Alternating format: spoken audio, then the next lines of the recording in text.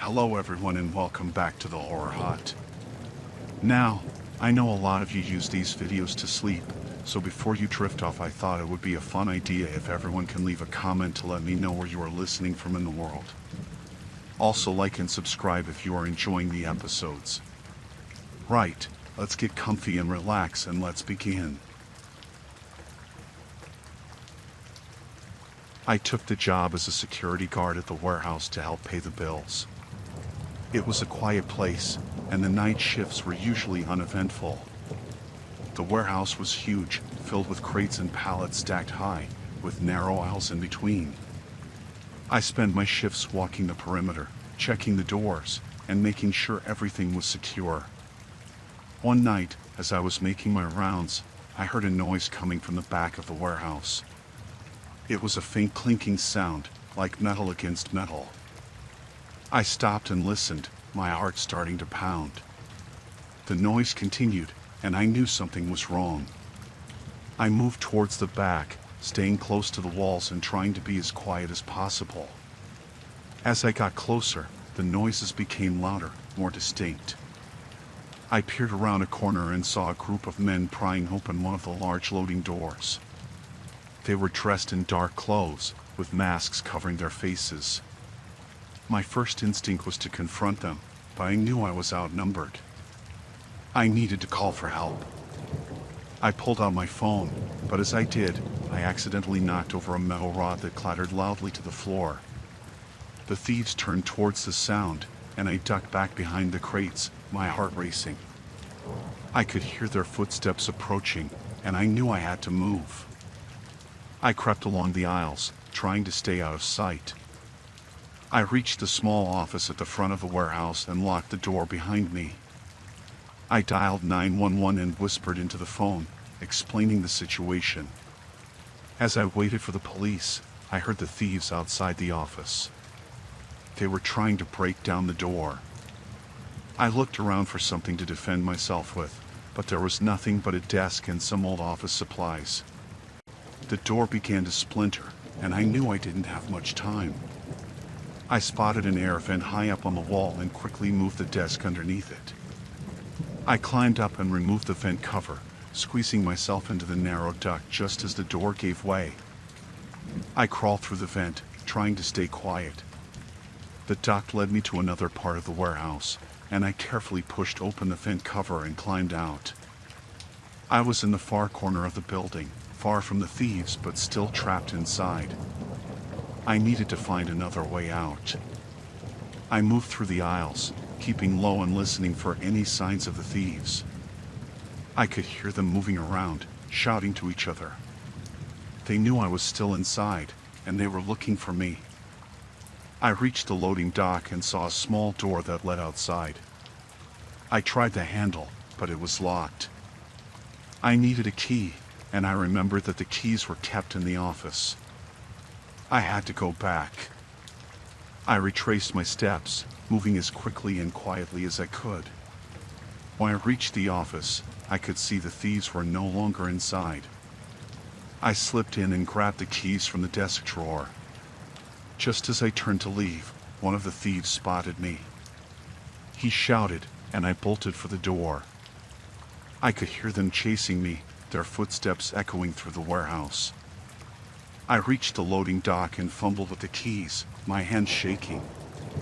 I found the right key and unlocked the door, throwing it open and running outside. The cold night air hit me, and I sprinted towards the perimeter fence. I could hear the thieves behind me, getting closer. I reached the fence and started to climb, but one of the thieves grabbed my leg and pulled me down. I hit the ground hard, the wind knocked out of me. They surrounded me, and I knew I was in serious trouble. But then I heard sirens in the distance, getting closer. The thieves heard them too, and they hesitated. I took advantage of the moment and scrambled to my feet, running towards the front gate. The police arrived just as I reached the gate, and the thieves scattered, disappearing into the night. The officers took me to safety, and I explained everything that had happened. The police searched the warehouse and found evidence of the attempted robbery, but the thieves were long gone. They assured me they would increase patrols in the area and keep an eye out for the suspects. I quit the security job the next day. The experience had shaken me to my core, and I couldn't face another night in that warehouse. I realized how close I had come to serious harm, and I knew I was lucky to have escaped. In the weeks that followed, I had trouble sleeping, haunted by the memories of that night. But with time, the fear began to fade. I found a new job in a safer environment, and I moved on with my life. The warehouse was eventually shut down, the company unable to recover from the attempted robbery.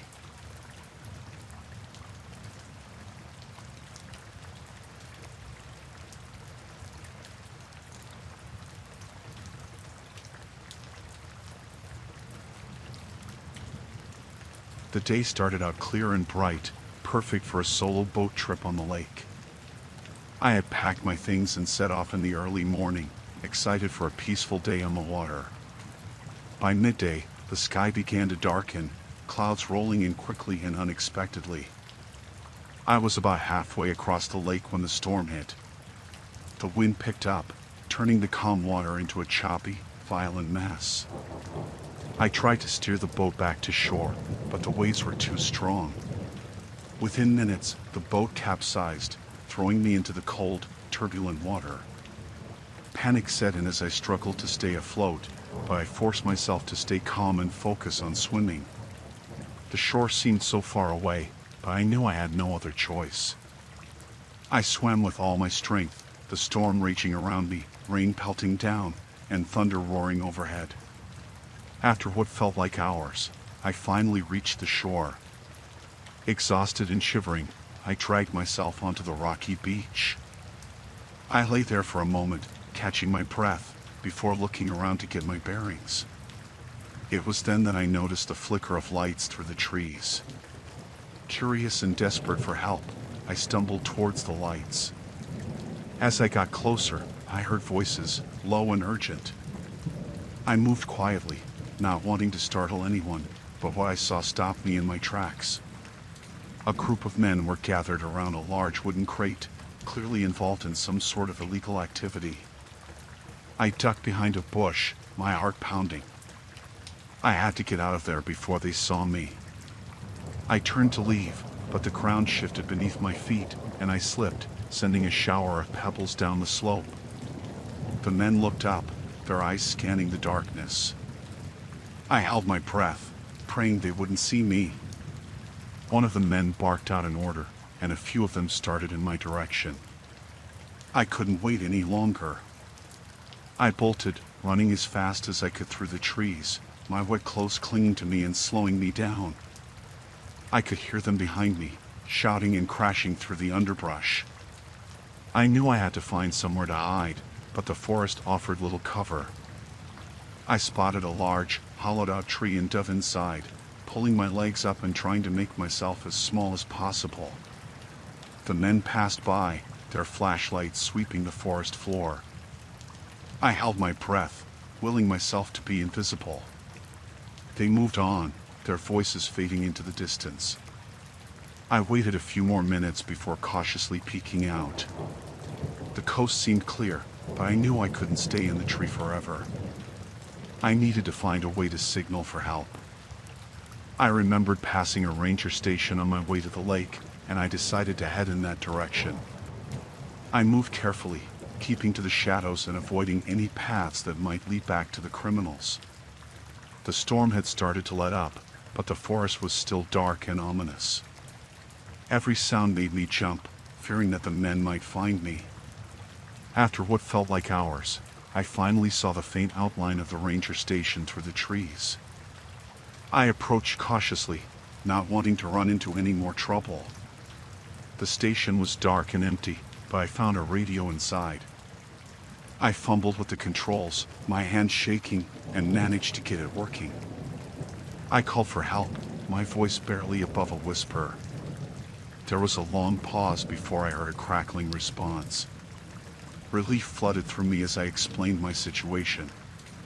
The rangers promised to send help, but they warned me it might take some time due to the storm.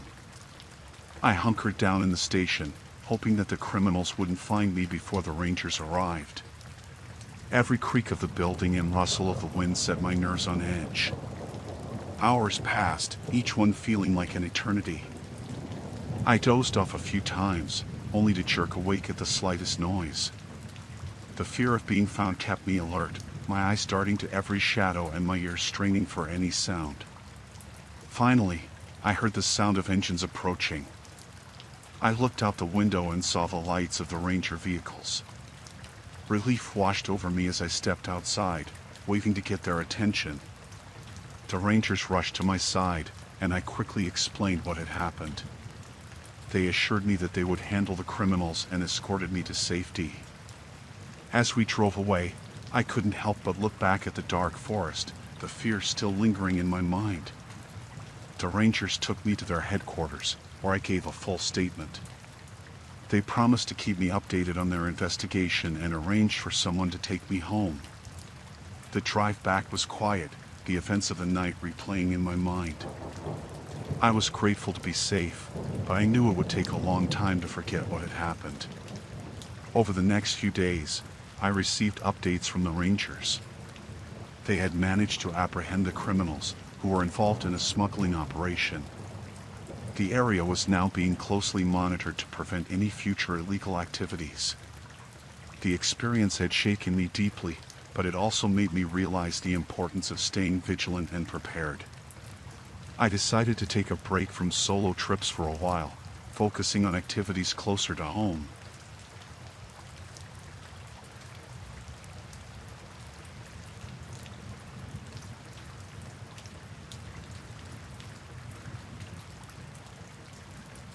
I had never been to this part of the world before. The business trip was supposed to be routine, attend the conference, meet a few clients, and head back home. The hotel was decent, though not luxurious. It had good reviews and seemed like a safe choice. My room was on the 5th floor, with a view of the bustling city below. The first 2 days went smoothly. I attended the conference during the day and worked from my room in the evening. On the 3rd night, I returned to the hotel late after a client dinner. As I walked through the lobby, I noticed a group of people huddled in a corner, speaking in hushed tones. Something about their demeanor struck me as odd, but I shrugged it off and headed to my room. Around midnight, I was jolted awake by a loud noise. It sounded like a struggle. I got out of bed and went to the window, but I couldn't see anything unusual. I opened my door and peered down the hallway.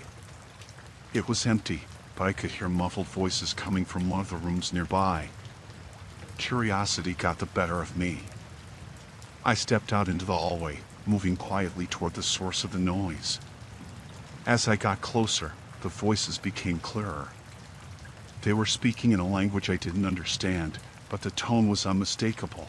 It was urgent and aggressive.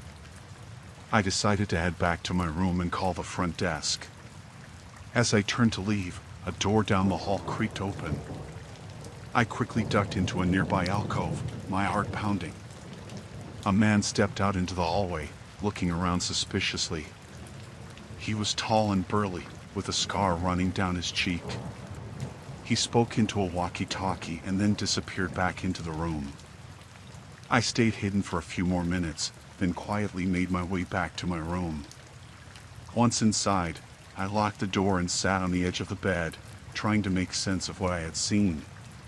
The next morning, I decided to skip the conference and investigate. I went down to the lobby and struck up a conversation with the receptionist. I asked if there had been any incidents during the night, but she seemed oblivious.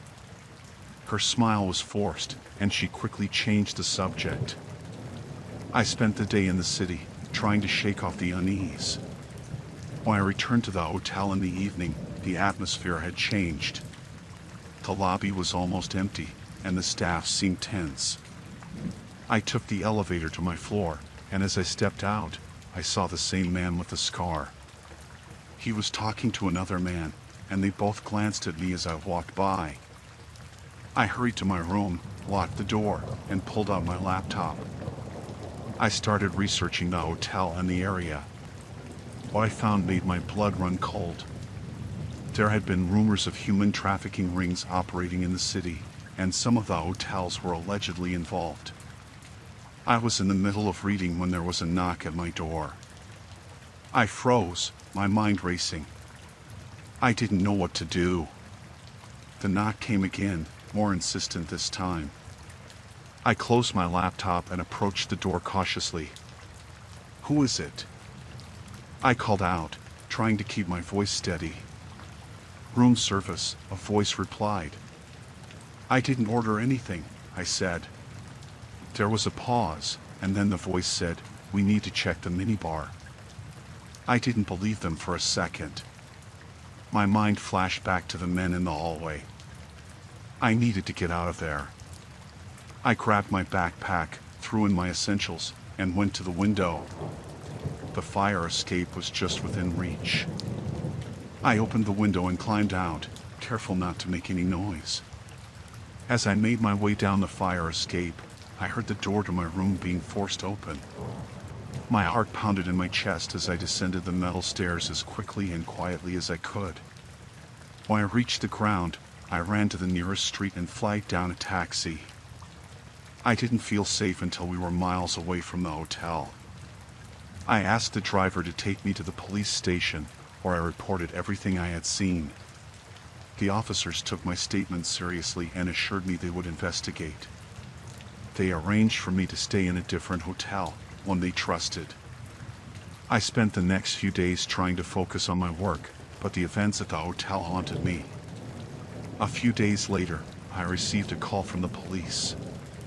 They had raided the hotel and found evidence of the trafficking ring. Several arrests were made, including the man with the scar. They thanked me for my bravery and assured me that the victims were now safe. I returned home, but the experience left a lasting impact on me. I couldn't stop thinking about the people who had been trapped in that hotel, and how close I had come to being one of them. I shared my story with friends and colleagues, hoping to raise awareness. The trip had been anything but routine. It had opened my eyes to the dark underbelly of the world and the importance of vigilance. I knew I would never take my safety for granted again, and I hoped my story would encourage others to do the same.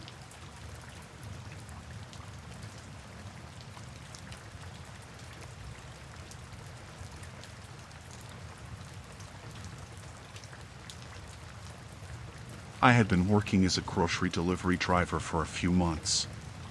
The job was straightforward, and I enjoyed driving around the countryside. One day, I received an order to deliver groceries to a remote farmhouse. It was a bit out of the way, but the scenery was beautiful, and I didn't mind the drive. When I arrived at the farmhouse, the sun was beginning to set. The house looked old but well maintained, with a wide porch and neatly trimmed hedges. I grabbed the bags of groceries and walked up to the front door. Before I could knock, the door swung open, and a middle-aged man with wild eyes stood in the doorway. "You're here," he said, his voice shaky but filled with strange relief. Come in, come in." I hesitated, not wanting to enter someone's home without a clear invitation. "I have your groceries," I said, holding up the bags. "Bring them inside," he insisted, stepping aside to make way for me. Reluctantly, I walked into the house. The interior was dimly lit, and an odd smell hung in the air. As I set the bags down on the kitchen counter, I noticed that the man was watching me intently. His gaze made me uncomfortable, and I tried to hurry. "Thank you," I said, turning to leave. "Wait," he said, his voice suddenly stern. "You can't leave yet." My heart began to race. "What do you mean?" "I have other deliveries to make." "You can't leave," he repeated, moving closer to block my way. "You're her. You're finally here." "I think there's been a mistake," I said, trying to keep my voice calm. "I'm just a delivery driver." He shook his head, his eyes wild. "No, you're not. You're the one who abandoned me. You can't leave until we settle this." Panic set in as I realized I was trapped. I looked around for an escape route, but the man was between me and the door. I needed to stay calm and think of a way out. "Maybe we can talk about this," I suggested, trying to stall for time. "But I really need to go now." He didn't respond. Instead, he grabbed my arm and dragged me to a room at the back of the house. It was small and cluttered with old furniture and stacks of newspapers. He pushed me inside and locked the door behind me. I banged on the door, yelling for help, but the walls were thick and the farmhouse was isolated. No one would hear me. I looked around the room for anything I could use to defend myself or escape. There was a small window, but it was covered with bars. Hours passed, and the man didn't return. I knew I had to find a way out before he came back. I searched the room again, more carefully this time. In the corner, behind a pile of boxes, I found a rusty screwdriver. It wasn't much, but it was better than nothing. I worked on the window bars, trying to loosen them with the screwdriver. It was slow going, and I was exhausted, but I couldn't give up. Finally, after what felt like an eternity, one of the bars came loose. I pried it off and squeezed through the narrow opening. The night air was cool and refreshing as I dropped to the ground outside the farmhouse. I looked around, trying to get my bearings. The farmhouse was surrounded by fields and woods, and there were no lights or houses in sight. I started running, hoping to find a road or a house where I could get help. I didn't stop to look back, afraid that the man might be following me. My heart pounded in my chest, and my legs ached, but I kept going. After what felt like hours, I saw headlights in the distance. A car was coming down a dirt road. I ran toward it, waving my arms and yelling for help. The car stopped, and a woman rolled down the window. "Are you okay?" she asked, her face filled with concern. "No," I gasped. "I need help.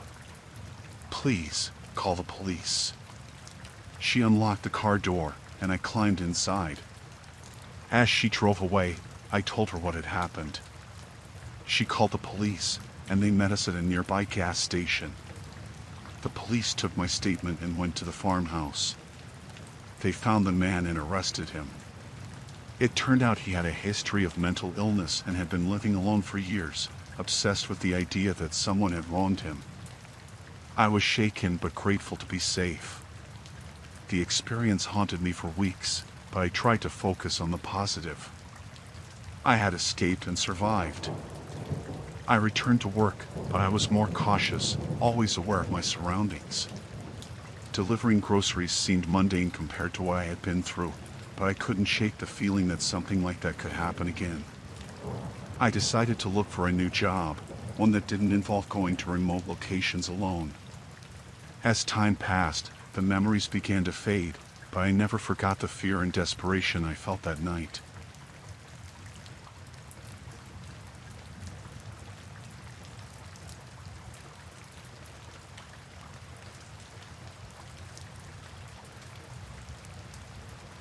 Driving through the dense expanse of the national forest at night, the only sound was the hum of my car's engine and the rhythmic thumping of the tires on the old road. The headlights cut through the darkness, revealing nothing but an endless tunnel of trees.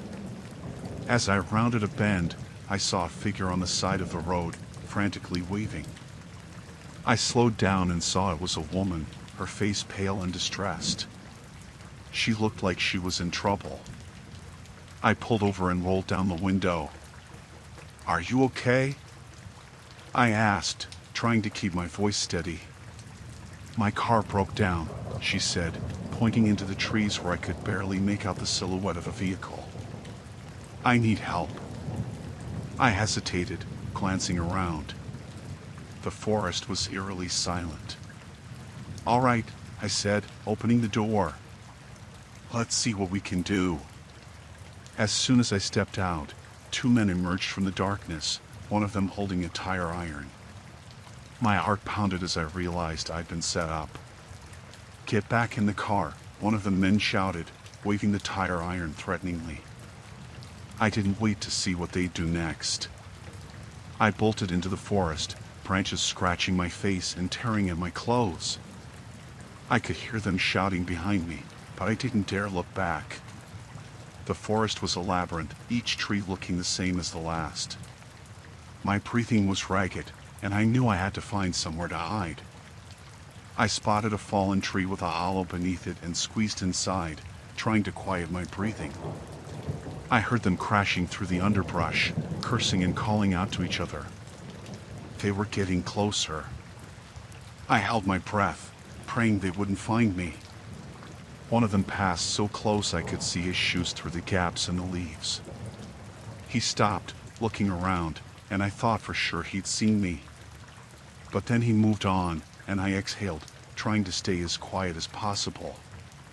When I was sure they'd gone, I crawled out and started moving again, trying to put as much distance between us as I could.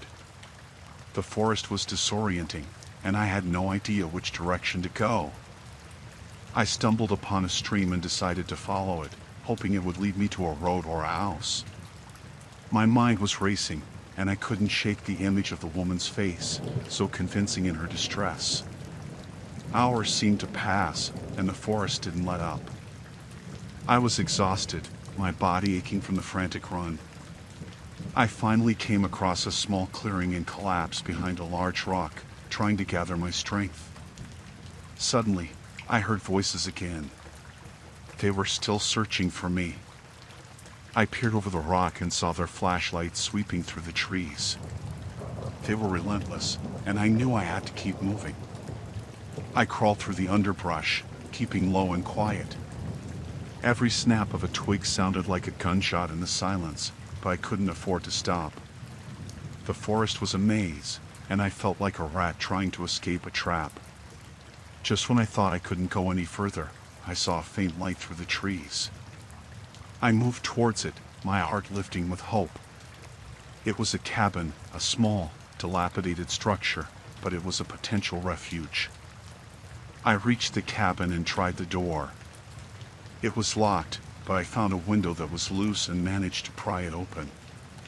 I climbed inside, wincing at the noise, and quickly pulled the window shut behind me. The cabin was dark and smelled of damp wood. I found a corner to hide in and waited, listening for any sign of the men. My heart was pounding in my ears, and every little creak made me jump.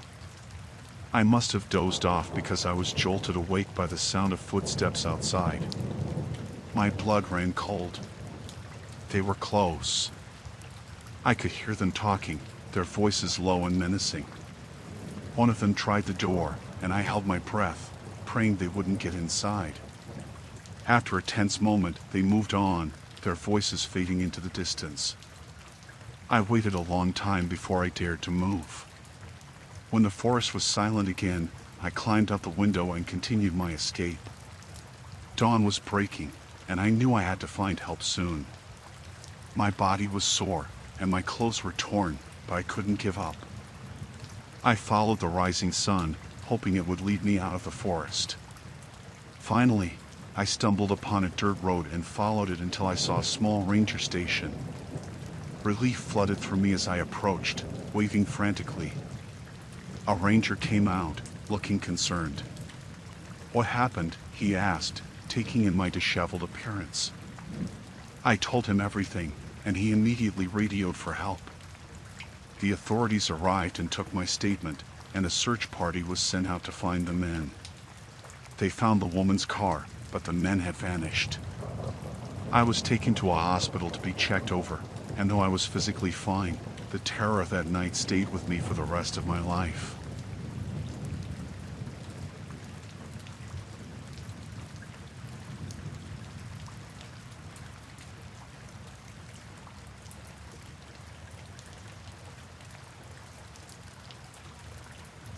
The Utah desert stretched out endlessly, a stark, arid landscape under the scorching sun. I set up my camp, feeling the isolation lap around me. The vast emptiness was both beautiful and intimidating. It was my first solo camping trip, and I relished the solitude, hoping to find some peace away from the chaos of daily life. As night fell, the temperature plummeted, and I bundled up in my sleeping bag, staring up at the stars. The silence was profound, broken only by the occasional rustle of the wind against the tent. I drifted into a restless sleep, the unfamiliar sounds of the desert keeping me on edge. In the middle of the night, I was jolted awake by the sound of footsteps outside my tent. My heart raced as I strained to listen. It was probably just an animal, I told myself, but the steps were deliberate, too heavy for a coyote or deer. I held my breath, clutching a flashlight, waiting for the noise to fade. The footsteps stopped, and I heard voices, low and hushed. Fear prickled my skin. I peeked out of the tent, scanning the darkness. There, silhouetted against the faint moonlight, were 3 men, their eyes fixed on my camp. They were armed, carrying rifles and wearing tactical gear. Panic surged through me. I knew I had to move. Quietly, I packed up my essentials, leaving behind anything that might make noise. I slipped out of the tent and crept away, trying to stay out of sight. The men were close, and I could hear snippets of their conversation. They spoke of a compound, of threats and intruders. My presence had not gone unnoticed. The desert was unforgiving at night. I navigated through the rocky terrain, using the stars to guide me. I stumbled over loose rocks and prickly plants, my heart pounding in my chest. I had no idea where I was going, only that I needed to put as much distance between myself and those men as possible. After what felt like hours, I found a small ravine and took shelter, trying to catch my breath. The men's voices still echoed in my mind, their intent clear. They were survivalists, living off the grid, and I was a threat to their secrecy. I needed a plan. Morning came, and the desert heat began to rise. I had to keep moving. I rationed my water, knowing it was my lifeline. The landscape was vast and featureless, and every direction looked the same. I moved carefully, staying low and avoiding open spaces. By midday, I spotted a small, abandoned shack in the distance. It wasn't much, but it could provide some shelter and a vantage point. I approached cautiously, scanning for any signs of the men. The shack was empty, just a remnant of some forgotten past. I climbed inside, hoping to rest and regroup.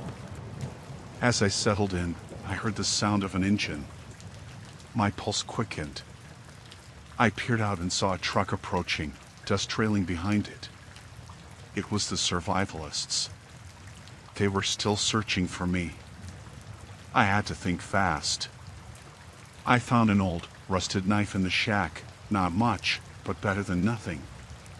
The truck stopped nearby, and the men got out, scanning the area. I stayed hidden, watching their every move. They were methodical, experienced hunters. They checked the ground for tracks, speaking in low, urgent tones. I knew I couldn't stay here much longer.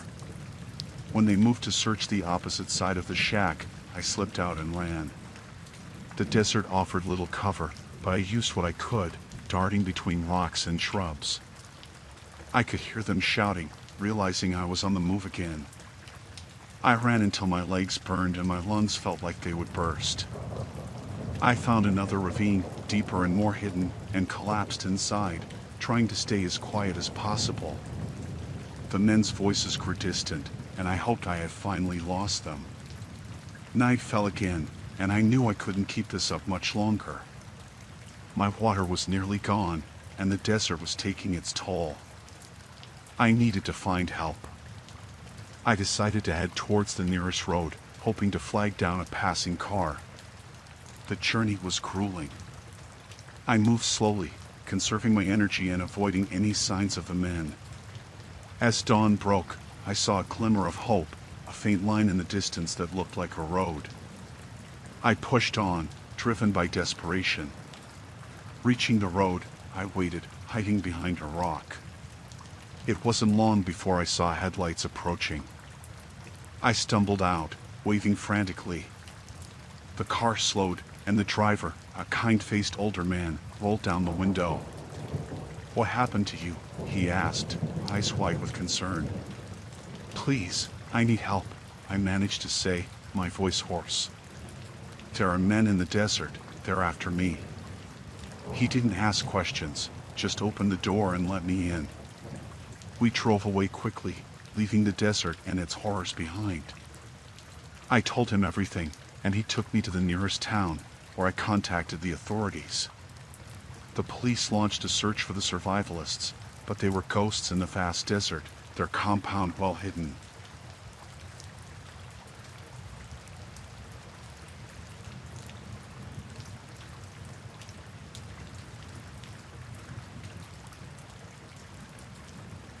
Working the night shift at Millie's Diner had always been uneventful.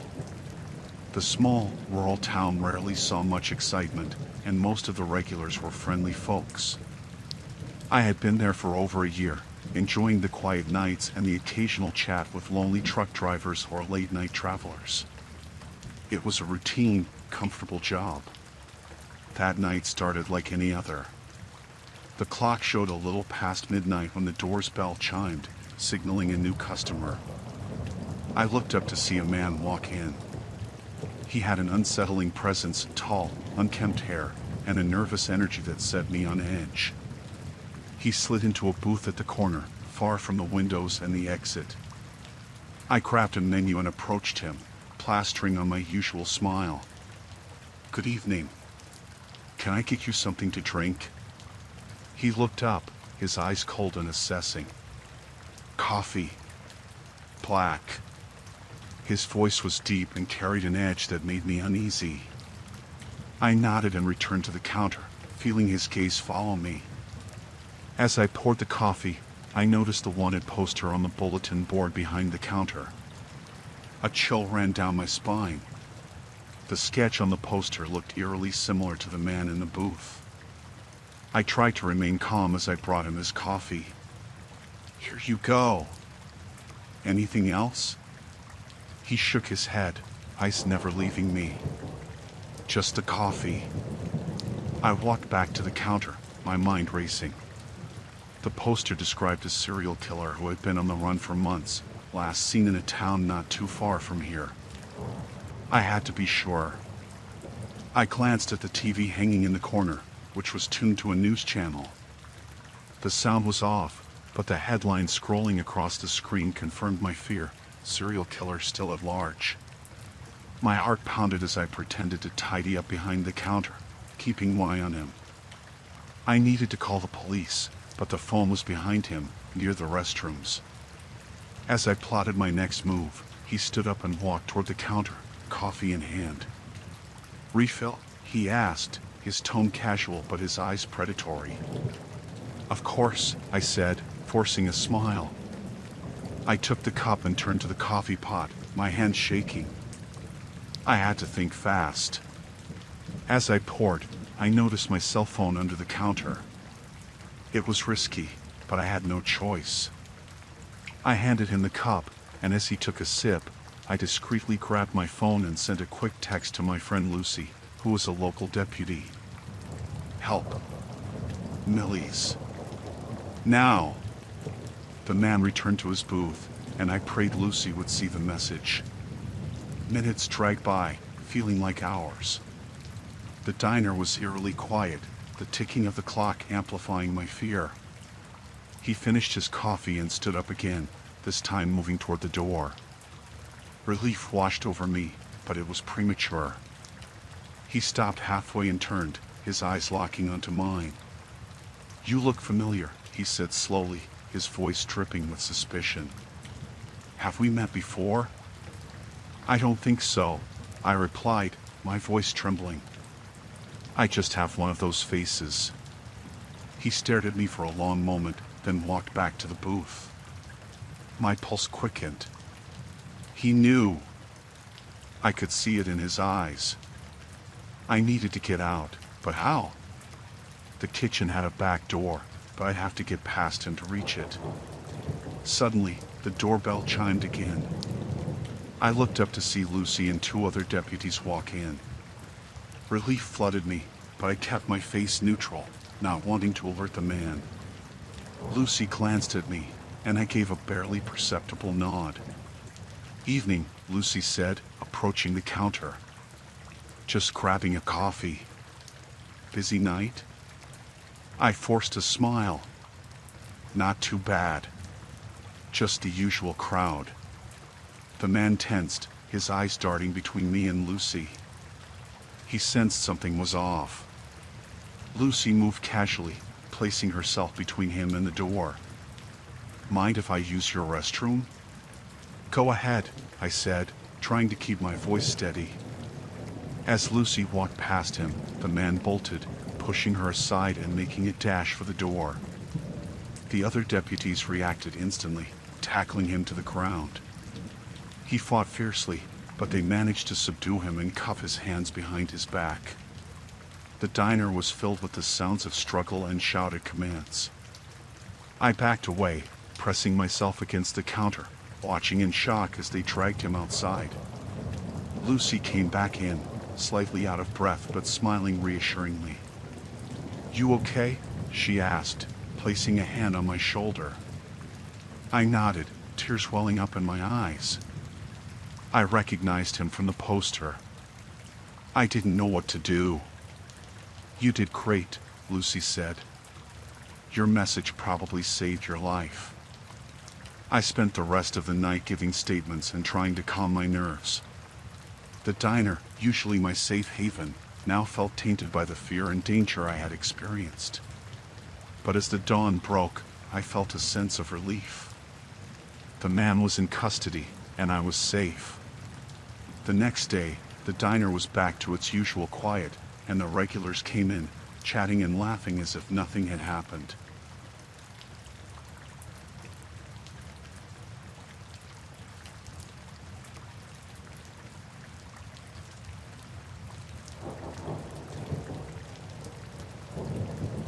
The trip to Alaska had been a dream for years.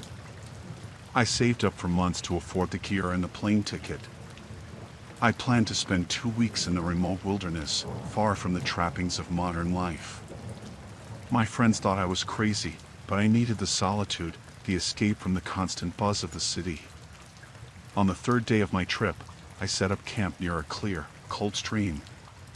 The landscape was breathtaking, towering pine trees, rugged mountains, and the endless expanse of snow and ice. As I settled in for the night, the only sounds were the crackling of the fire and the occasional rustle of wildlife in the distance. The next morning, I decided to explore further into the wilderness. I packed a small bag with essentials and left my tent behind. The air was crisp, and my breath formed little clouds as I walked. After a few hours, I stumbled upon a narrow trail that seemed less traveled. Curious, I followed it, wondering what secrets it might reveal. After a mile or so, I noticed something strange. The trees thinned out, and the ground was disturbed as if large vehicles had driven through recently. My curiosity piqued. I continued down the path until I saw them, a group of men loading large, unmarked crates into a helicopter. I ducked behind a tree, my heart pounding. The realization hit me hard. I had walked into a drug smuggling operation. My first instinct was to turn and run, but before I could move, one of the men looked in my direction. Our eyes locked for a split second. I knew I was in trouble. I bolted back the way I came, the sounds of shouting and running footsteps behind me. The forest, which had seemed so peaceful, now felt like a labyrinth designed to trap me. I didn't know the terrain well, and panic clouded my judgment. I stumbled over roots and slipped on patches of ice. I could hear them getting closer, their voices angry and determined. I needed to find a place to hide, to catch my breath and think. Up ahead, I saw a fallen tree with a hollow underneath. I crawled into the space, pulling my backpack in with me. My breaths were loud in the confined space, and I struggled to keep quiet. The men passed by, their footsteps heavy and deliberate. They spoke in low, harsh tones, cursing the snow and the cold. I waited until their voices faded into the distance before daring to move. My mind raced, trying to come up with a plan. I couldn't go back to my camp, they'd probably find it soon enough. I needed to get out of the forest and find help. I crawled out of my hiding spot and continued deeper into the wilderness, hoping to find a ranger station or some form of civilization. The terrain became more challenging, the snow deeper and the cold more biting. Hours passed, and the sun began to set, casting long shadows that made the forest even more menacing. I found a small cave and decided to spend the night there. Exhaustion was setting in, and I knew I needed rest. I built a small fire and huddled close to it, the warmth a small comfort in the vast, icy wilderness. My thoughts kept drifting back to the smugglers and the danger I was in. Sleep came fitfully, interrupted by every sound and movement outside the cave. The next morning, I set out again, my body aching from the previous day's exertion. I followed a stream, hoping it would lead me to a larger body of water or a trail. My progress was slow, and every now and then, I thought I heard voices carried by the wind. The fear of being caught pushed me forward, despite the fatigue and cold. As I crossed a frozen river, I saw movement in the distance. I ducked behind a boulder and peered out, my heart sinking. The smugglers were still searching for me, and they had brought dogs. I couldn't outrun them, not in this terrain. I needed a new plan, something that would give me an advantage. I remembered the flares in my backpack, emergency supplies I had hoped I'd never need. If I could find a high enough point, I might be able to signal for help. The thought gave me a renewed sense of purpose, and I began to climb a nearby ridge, the effort taxing but necessary. The ridge was steep, and my progress was slow. The smugglers' voices grew louder, and I knew I was running out of time. Finally, I reached a plateau with a clear view of the surrounding area. I pulled out a flare and lit it, hoping the bright light would attract attention. The flare's glow was a small beacon in the vast wilderness, and I prayed someone would see it. Minutes passed, feeling like hours. The smugglers were getting closer, their dogs barking and straining at their leashes. Just as despair began to set in, I heard the distant hum of a helicopter. I lit another flare, waving it frantically. The helicopter changed direction, heading towards me. Relief flooded through me as the helicopter approached, its blades kicking up snow and ice. The smugglers were nearly upon me when the helicopter landed, and armed rangers jumped out, their weapons drawn. The smugglers hesitated, then turned and fled, but they didn't get far. The rangers apprehended them quickly, securing the area. One of the rangers helped me into the helicopter, and I collapsed into a seat, the adrenaline finally wearing off. As we lifted off, I looked down at the forest below, the vast, icy wilderness that had almost been my end. I knew I would never forget the terror of being hunted, the cold biting at my skin, and the relief of seeing help arrive just in time. Back in the safety of civilization, I recounted my ordeal to the authorities. The smugglers were arrested, and their operation dismantled.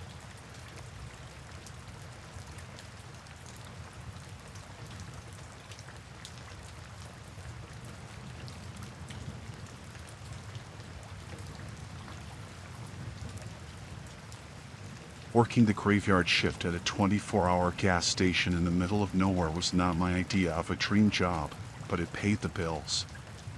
The nights were long and lonely, but usually uneventful. I spent most of my time stocking shelves, cleaning, and occasionally helping the rare customer who passed through. The isolation was something I had grown accustomed to, a kind of uneasy peace. It was a cold, quiet night when it happened. The kind of night where the darkness feels thicker, more oppressive. I had just finished mopping the floor and was settling behind the counter with a book when I saw headlights approaching. The car pulled up to the pump, and 3 men got out. Something about the way they moved set off alarm bells in my head. They were all wearing masks, cheap, plastic ones that looked like they came from a Halloween store. My heart started to race as they walked towards the door. I reached under the counter for the baseball bat we kept there for protection, but my hands were shaking so badly I almost dropped it. The door chimed as they entered, and the leader, taller than the others, immediately pulled a gun from his jacket. "Empty the register," he barked, pointing the weapon at me. My mouth went dry, and I fumbled with the keys, trying to open the cash drawer. "Faster," he snarled, waving the gun. I finally got the register open and started handing over the cash. One of the other men was sweeping items off the shelves into a bag, while the third kept an eye on the door. I prayed silently that no one else would come in. I didn't want anyone else to get hurt. After taking the money, the leader grabbed my wrist and pulled me out from behind the counter. "Back room," he ordered. My stomach dropped. This was not part of any normal robbery. They had no intention of just taking the money and leaving. They pushed me into the back room where we kept the supplies and locked the door behind us. The leader looked around and found the small, dingy office. He shoved me inside and forced me into a chair, tying my hands behind my back with rough rope. The other two men stood guard at the door. "Please, just take the money and go," I begged, tears streaming down my face. The leader ignored me, rifling through the desk drawers. He pulled out a small safe and set it on the desk. "Combination," he demanded. I shook my head. "I don't know it." "Only the manager does." His eyes narrowed, and he slapped me hard across the face. Pain exploded in my cheek, but I kept my mouth shut. I honestly didn't know the combination. He paced the small office, clearly frustrated. The two men at the door exchanged uneasy glances. They hadn't planned for this.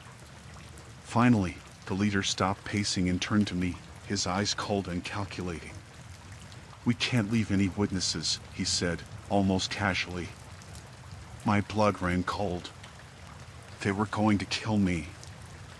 I struggled against the ropes, but they were too tight. One of the men at the door stepped forward, pulling out a knife. "Wait," I cried. "Please, you don't have to do this." But my pleas fell on deaf ears.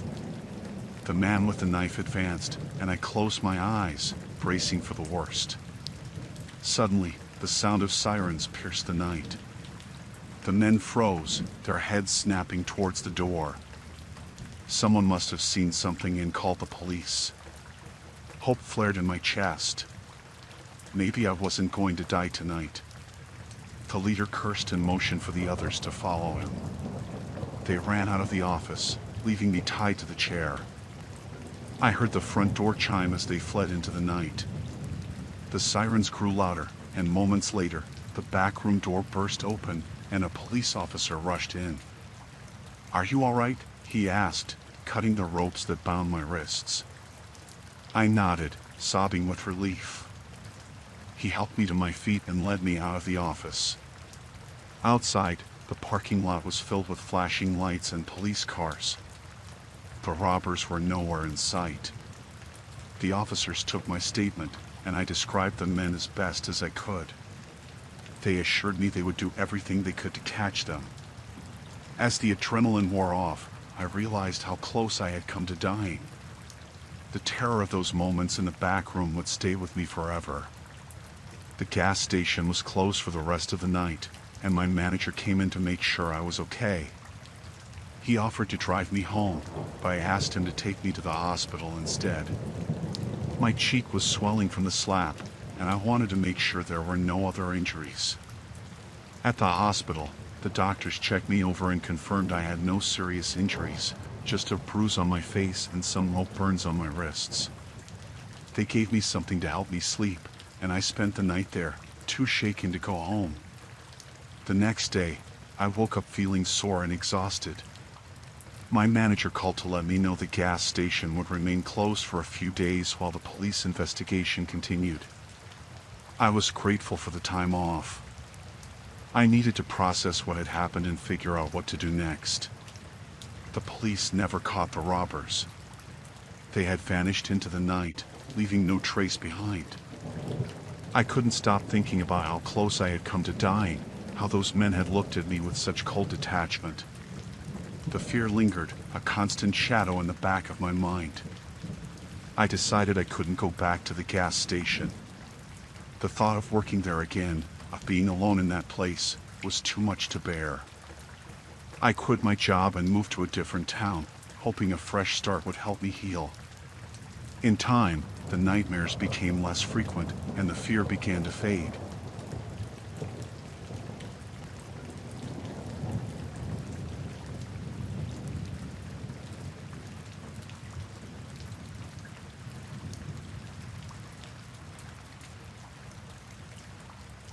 My boat sputtered to a stop in the middle of the Florida Everglades, right as the first cracks of thunder split the air. The engine had been acting up all day, but I had hoped it would hold out until I made it back to the dock. Now, I was stranded, miles from civilization, with a storm bearing down on me. The sky had darkened, and rain began to pour in sheets, drenching everything in sight. I cursed under my breath and grabbed my flashlight, scanning the murky water and dense vegetation around me. There was no sign of any other boats or people. The Everglades were vast and unforgiving, especially in a storm. I knew I had to find shelter and quickly. I pulled out my phone, but there was no signal. I was on my own. As I pondered my next move, I heard the distant sound of voices. My heart leapt at the thought of help. I grabbed my flashlight and waded into the water, heading towards the sound. The water was up to my knees, and I had to watch my step to avoid alligators and other hidden dangers. The voices grew louder, and I could make out the faint glow of a fire through the thick underbrush. I pushed forward, my clothes sticking to my skin from the rain. When I finally reached the source of the light, I saw a group of men huddled around a makeshift campfire. They were armed with rifles and appeared to be deep in conversation. I hesitated for a moment, unsure of their intentions. But before I could decide what to do, one of them spotted me. "Hey, who's there?" he shouted, raising his rifle. I stepped into the light, hands raised to show I meant no harm. My boat broke down. I called out over the storm. "I need help." The men exchanged glances, and I saw suspicion in their eyes. "What are you doing out here?" one of them demanded, his voice hard. "Are you a game warden?" I shook my head, trying to keep my voice steady. "No, just a fisherman. My engine died, and I got stranded." The leader of the group, a burly man with a scruffy beard, stepped forward. He eyed me up and down, then nodded. "All right, come closer to the fire. But no funny business." Relieved, I moved towards the warmth of the flames. The rain was still coming down hard, but the fire provided some comfort. As I dried off, I listened to their conversation. It became clear they were poachers, hunting illegally in the protected waters of the Everglades. They spoke in low tones about their catches and the game wardens they had to avoid. I knew I was in dangerous company. I kept my head down and my mouth shut, hoping they wouldn't see me as a threat. But it wasn't long before the leader started asking questions. "What kind of boat you got?" he asked, his eyes narrowing. "Just a small motorboat," I replied, trying to sound casual. One of the men snorted. "A motorboat in this weather? You're either brave or stupid." I forced a smile, not wanting to antagonize them. "Just trying to get back before the storm hit," I said. The leader didn't seem convinced. "Show us your boat," he demanded. With no other choice, I led them back through the water to where my boat was stranded. They inspected it, looking for any sign that I was lying. When they found nothing, they seemed to relax a little. "All right," the leader said, "we'll help you get your boat running, but you owe us." I nodded, not daring to refuse. As they worked on the engine, I kept an eye on their rifles, ready to make a run for it if things went south. The rain was still pounding, and the storm showed no sign of letting up. I knew I had to get out of there as soon as possible. After what felt like an eternity, the engine roared to life. I breathed a sigh of relief, but my relief was short-lived. The leader grabbed my arm, his grip like a vice. "You're not going anywhere until we say so," he growled. Panic surged through me, but I forced myself to stay calm. "Please, I just want to go home," I pleaded. But the men had other plans. "You're going to help us with our catch," the leader said. "Then we'll let you go." I had no choice but to agree. They piled into my boat, and we set off into the dark, rain-soaked Everglades. Navigating the treacherous waters was difficult, especially in the storm. The men barked orders at me, their rifles always within reach. I had to keep my wits about me if I wanted to survive. As we moved deeper into the swamp, I looked for any opportunity to escape. Hours passed, and the storm showed no signs of letting up. The poachers were getting impatient, and I could sense their frustration. Finally, they decided to set up camp for the night. They tied my hands and feet, making sure I couldn't run. Then they settled in, drinking and laughing as if they didn't have a care in the world. I lay on the wet ground, shivering from the cold and fear. My mind raced as I tried to come up with a plan. I knew I couldn't stay there. I had to get away.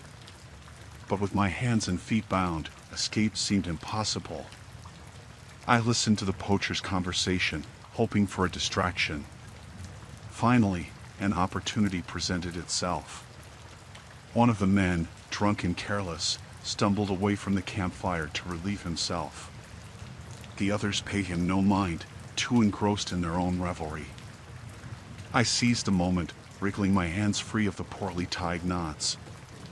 My heart pounded in my chest as I quietly untied my feet. I glanced at the poachers. They were still distracted.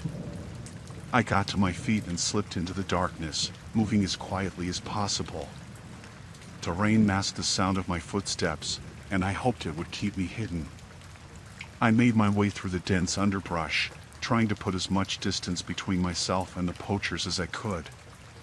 The Everglades were a maze of water and vegetation, and I had no idea where I was going. But I had to keep moving. I had to survive. Hours passed, and the storm began to let up.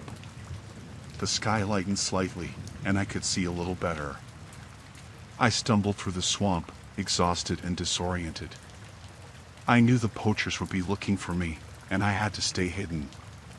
Just when I thought I couldn't go on any longer, I heard the sound of a motorboat in the distance. My heart leapt with hope. I moved towards the sound, praying it was help and not more danger. As I got closer, I saw a boat with official markings, park rangers. I stumbled out of the underbrush, waving my arms and shouting for help. The rangers saw me and quickly came to my aid. I collapsed in relief as they pulled me into the boat. I was safe. The poacher's nightmare was over. Back at the ranger station, I told them everything. They took my statement and assured me they would hunt down the poachers. I was given dry clothes and a hot meal, and the rangers called my family to let them know I was safe. The experience had shaken me to my core, but I was grateful to be alive. The Everglades were a beautiful but dangerous place, and I had learned that the hard way. I vowed never to venture into the swamp alone again. In the days that followed, the rangers caught the poachers and brought them to justice. I was called to testify in court, and seeing them behind bars brought a sense of closure. The memory of that night would haunt me, but I knew I had done everything I could to survive. Life slowly returned to normal, but I would never forget the terror I had faced in the Everglades.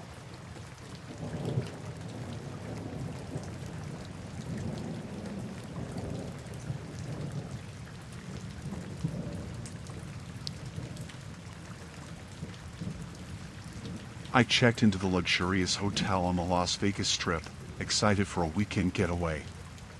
The lobby dazzled with its grandeur, shimmering chandeliers, and bustling atmosphere.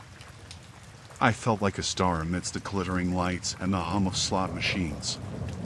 The check-in process was smooth, and I made my way to my room on the 12th floor. As I settled in, I couldn't shake the feeling of being watched. It started with subtle glances from a man in a hotel uniform who seemed to be everywhere I went. At first, I dismissed it as coincidence, but his presence became unnerving. He appeared in the hallway as I exited my room, at the elevator when I pressed a button, and even at the hotel restaurant where I had dinner. I decided to notify hotel security, hoping they could ease my growing anxiety. But as I approached the front desk, I noticed a man in uniform speaking casually with the staff. He seemed to blend in seamlessly, his demeanor calm and professional. Doubt crept in, could I be overreacting? Still, I approached a security guard stationed nearby and quietly expressed my concerns. He listened attentively but assured me that all hotel staff were thoroughly vetted and trustworthy. I felt a pang of embarrassment and decided to drop the issue, convincing myself I was being paranoid in the city that never sleeps. That night, as I lay in bed, sleep eluded me. I kept imagining shadows moving outside my door, the faint click of footsteps in the hallway. Every creak of the floorboards sent a chill down my spine. I glanced at the clock, it was past midnight, and the hotel corridors were eerily quiet. Suddenly, a soft knock at the door broke the silence. My heart skipped a beat. I hesitated, unsure whether to answer. Another knock, more urgent this time. With trembling hands, I approached the door and cautiously peered through the peephole. It was the man in the hotel uniform, his expression unreadable. "Ma'am, there's been a report of a water leak on this floor. I need to check your bathroom," he said smoothly. His voice was calm, but alarm bells rang in my head. I remembered the security guard's assurance, but something about this situation felt wrong. "I'll call the front desk to verify," I replied, my voice steady despite my racing pulse. The man's demeanor shifted imperceptibly, his eyes narrowing. "There's no need for that, ma'am. It'll only take a moment," he insisted, reaching for the door handle. My instinct screamed at me to refuse, and I stepped back, locking the door with a click. Fear gripped me as I fumbled for my phone, my fingers shaking. Before I could dial, the man's calm facade shattered. He slammed against the door, shouting threats and demands to let him in. I backed away, heart pounding, searching frantically for a way out. Panic surged as I realized I was trapped in my room, alone and vulnerable. The man continued to pound on the door, his voice growing more aggressive. "Open this door now, or there will be consequences," he bellowed. I scanned the room for a weapon, anything to defend myself. My eyes fell on the heavy lamp on the bedside table. With trembling hands, I grasped it, ready to strike if he managed to break in. Sweat beaded on my forehead as I braced myself for the worst. Minutes stretched into eternity as the man's relentless pounding echoed through the room. I held my breath, praying for help to arrive. Suddenly, the sound of approaching footsteps outside my door sent a wave of relief through me. "Security. Open up, it's hotel security," a voice called out. Tears of relief streamed down my face as I rushed to unlock the door. Two security guards burst into the room, their presence commanding and reassuring. They quickly subdued the man in the hotel uniform, who struggled against their hold. "He's part of a criminal ring targeting tourists," one of the guards explained tersely as they escorted him away. "We've been tracking them for weeks." My knees gave out with the weight of what could have happened. I sank onto the bed, trembling with shock and gratitude. The guards took my statement and assured me I would be safe. They recommended I stay in a different room for the night and promised to increase security patrols. I nodded, unable to speak, still shaken by the close call. As dawn broke over the glittering cityscape, I sat in the hotel lobby, waiting for my new room assignment. The events of the night replayed in my mind like a horror movie. I had come to Las Vegas for fun and relaxation, but I had narrowly escaped a nightmare. Days later, I returned home, grateful to be alive but haunted by the memory. I shared my story with friends and family, urging them to be vigilant while traveling. The illusion of safety in a luxury hotel had shattered, leaving me with a newfound awareness of the dangers that could lurk behind polished smiles and professional uniforms. I couldn't erase the fear that still lingered, the feeling of being hunted in a place meant for leisure. But I knew I had survived, thanks to quick thinking and the timely intervention of hotel security.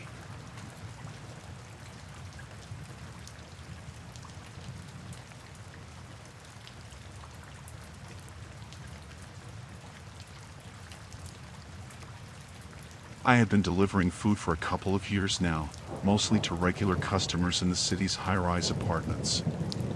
It was a routine job, but that night was different. The address was for one of those sleek, modern towers downtown, a place where the elevators were fast, but the hallways felt cold and impersonal. I parked my car in the basement garage and took the elevator up to the 20th floor. The customer's instructions were clear. Leave the food at the door and ring the bell. Easy enough, or so I thought. As I approached the door, I heard raised voices from down the hall. Curiosity got the better of me, and I peeked around the corner. To my horror, a group of men clad in dark clothing and masks were forcing their way into a neighboring apartment. They were armed with guns and shouting threats. Fear gripped me instantly. I fumbled for my phone, but in my panic, I dropped it. The sound echoed down the hallway, and one of the men turned his head sharply in my direction. I froze, heart pounding in my chest. They spotted me. Without a second thought, I bolted back towards the elevator, praying it would arrive before they caught up to me. The ding of the elevator doors opening was a welcome sound, and I dashed inside, pressing the button for the ground floor repeatedly. As the doors closed, I saw the masked men rushing towards me. They shouted curses and banged on the metal doors, but the elevator descended swiftly. I couldn't believe what was happening. How had I stumbled into this nightmare? When the elevator reached the ground floor, I burst out into the lobby, adrenaline coursing through my veins. I didn't stop running until I reached the safety of my car. My hands shook as I fumbled for the keys, desperate to escape. I sped away from the building, heart still racing, mind racing even faster. I knew I had to call the police, but fear held me back. What if they found out who I was? What if they came after me? I parked in a quiet spot a few blocks away and finally dialed 911. My voice trembled as I recounted what I had witnessed, the armed men, the break-in, everything. The operator assured me that officers were on their way and advised me to stay put until they arrived. It felt like an eternity before the police showed up. They took my statement, asked for details, and assured me they would handle the situation. But deep down, I knew I was still in danger. Those men had seen my face, and they wouldn't forget it.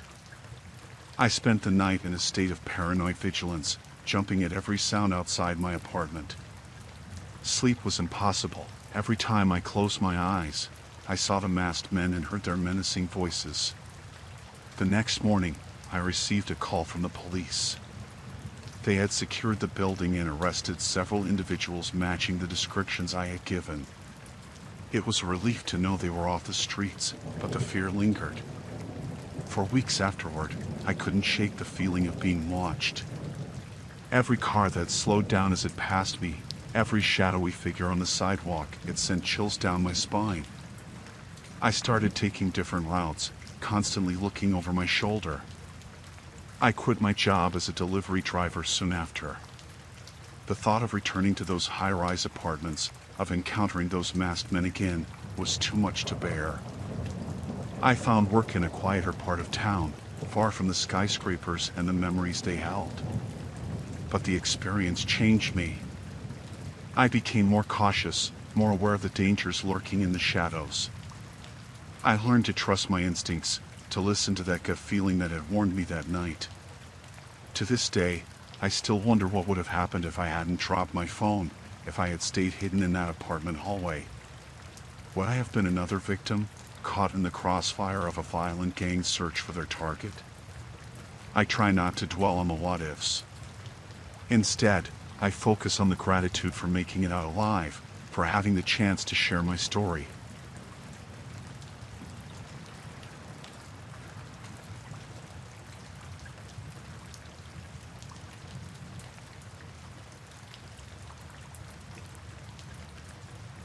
I had been driving through the back roads of Texas, a familiar route I took to avoid the congestion of the main highways. It was late at night, and the only sounds were the hum of my engine and the occasional rustle of the wind through the trees lining the road. As I rounded a bend, I noticed headlights in my rearview mirror, too close for comfort. I glanced at the clock past midnight and wondered who else would be out here at this hour. At first, I dismissed it as someone in a hurry, but the car stayed unnervingly close. Every turn I made, every acceleration or deceleration, they mirrored. My heart started to race as I realized this wasn't normal behavior. I tried to shake them off by speeding up, but they matched my pace effortlessly. Panic began to set in as I considered my options. The nearest town was still miles away, and the road stretched out endlessly ahead. Then, without warning, the car behind me swerved dangerously close, headlights blinding in my mirrors. My hands tightened on the steering wheel, heart pounding in my chest. It was clear now they were trying to force me off the road. I refused to give in to fear. I focused on my driving, taking sharp turns and sudden accelerations in an attempt to lose them.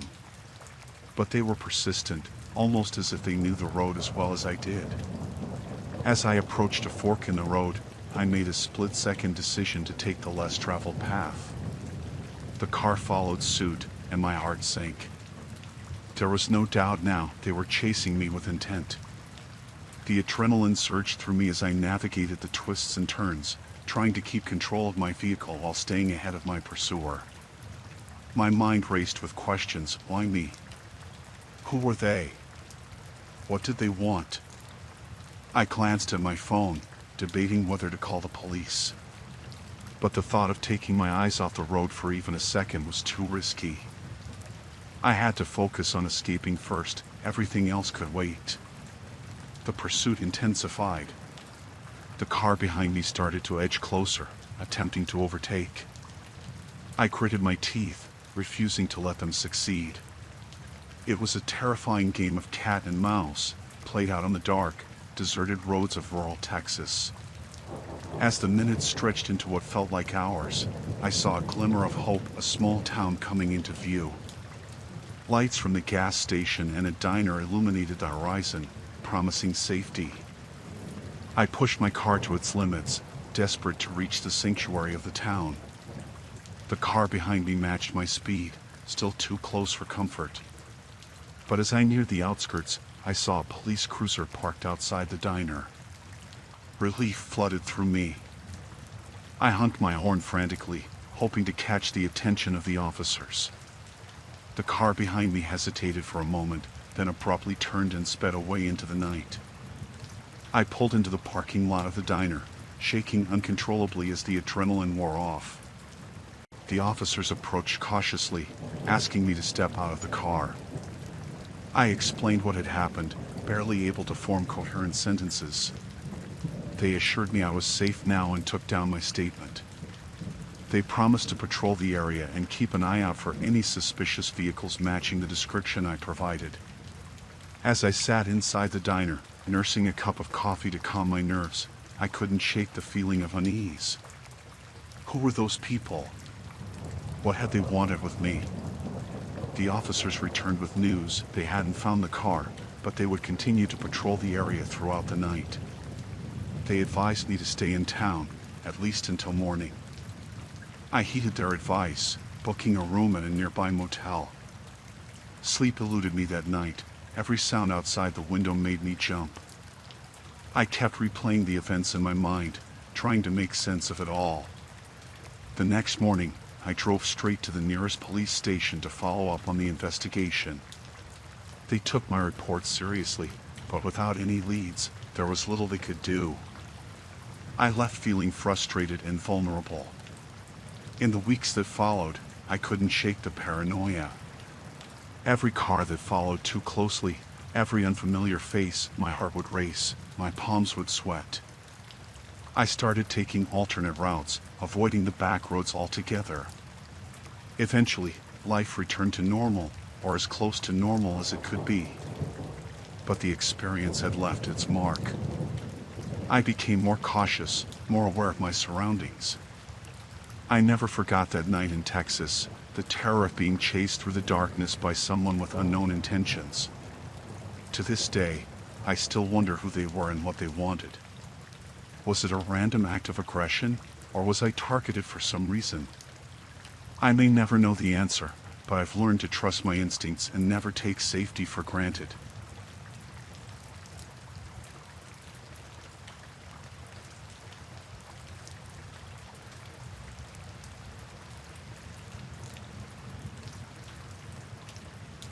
I was thrilled to embark on a solo camping trip in the dense forests of the Pacific Northwest.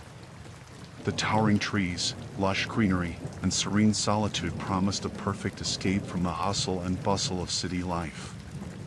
Armed with my tent, camping gear, and a sense of adventure, I ventured deep into the wilderness, eager to immerse myself in nature's embrace.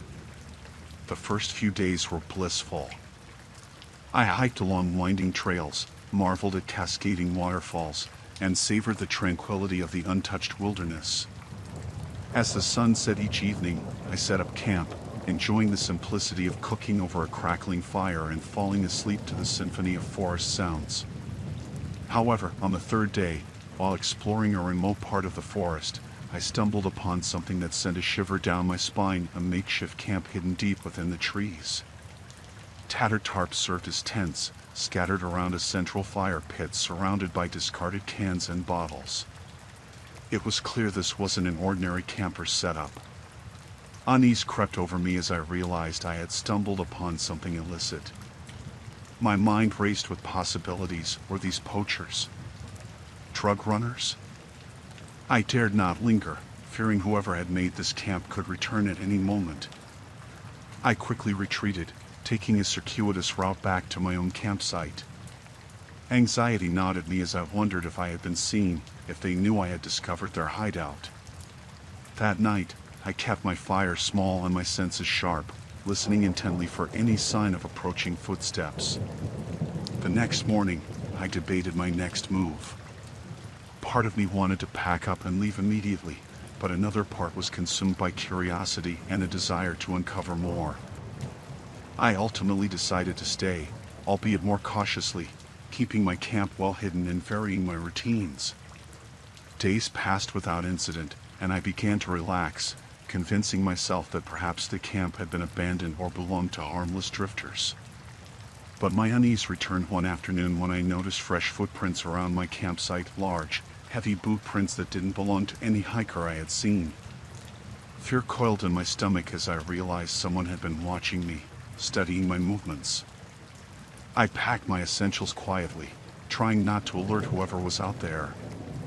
As dusk settled over the forest, I heard faint voices in the distance, followed by the crackle of a fire.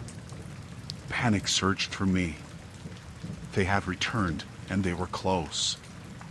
With adrenaline fueling my actions, I grabbed my backpack and silently slipped into the shadows of the trees. Every twig crunch underfoot felt like an alarm bell, echoing through the quiet forest. I moved swiftly, relying on instinct and the fading light to guide me deeper into the dense undergrowth. Branches snagged at my clothes, thorns scraped my skin, but I dared not stop. The voices grew louder behind me, mingling with the sounds of snapping twigs and heavy footsteps. The forest grew darker, the moonlight filtering through the thick canopy above, casting eerie shadows around me. Fear drove me onward, pushing my weary legs to keep moving. I had to find safety, to lose them in the labyrinth of trees and underbrush. Hours passed, or maybe it was minutes, time blurred in my frantic flight. Finally, I stumbled upon a small clearing. Gasping for breath, heart pounding in my chest, I collapsed behind a fallen tree, hidden from view. Sweat dripped down my brow as I strained to listen for any sign of pursuit. Minutes stretched into agonizing silence. Had I lost them? Or were they circling, waiting for me to make a mistake? I dared not move, barely even daring to breathe. The forest seemed to hold its breath with me, a living, breathing entity that both sheltered and threatened. As the night wore on, exhaustion threatened to overwhelm me. Every rustle of leaves, every distant hoot of an owl, sent a jolt of adrenaline through my weary body. I clung to the hope that dawn would bring safety, that the light of day would chase away the shadows and reveal my path to freedom. Eventually, the sky began to lighten, casting a faint glow over the treetops. I cautiously peeked from my hiding place, scanning the surroundings for any sign of movement. The forest lay quiet and still, as if holding its breath along with me. With trembling hands, I retrieved my phone from my pocket, praying for reception. Miraculously, a single bar appeared. I dialed emergency services, my voice barely above a whisper as I relayed my coordinates and pleaded for help. Minutes passed like hours until the distant sound of approaching sirens broke through the morning air. Relief washed over me, tears pricking at the corners of my eyes. Help was coming, salvation was near. Search and rescue teams found me soon after, guiding me back to safety. They assured me they would investigate the hidden campsite and the individuals responsible. I clung to their assurances, grateful to be alive and unharmed. In the aftermath, I returned home with a newfound appreciation for safety and security. The memory of those haunting days in the Pacific Northwest stayed with me, a reminder of the thin line between adventure and danger, curiosity and peril. I still wonder about those I encountered in the forest, what drove them to hide away in such remote wilderness, and what they might have done if they had caught me.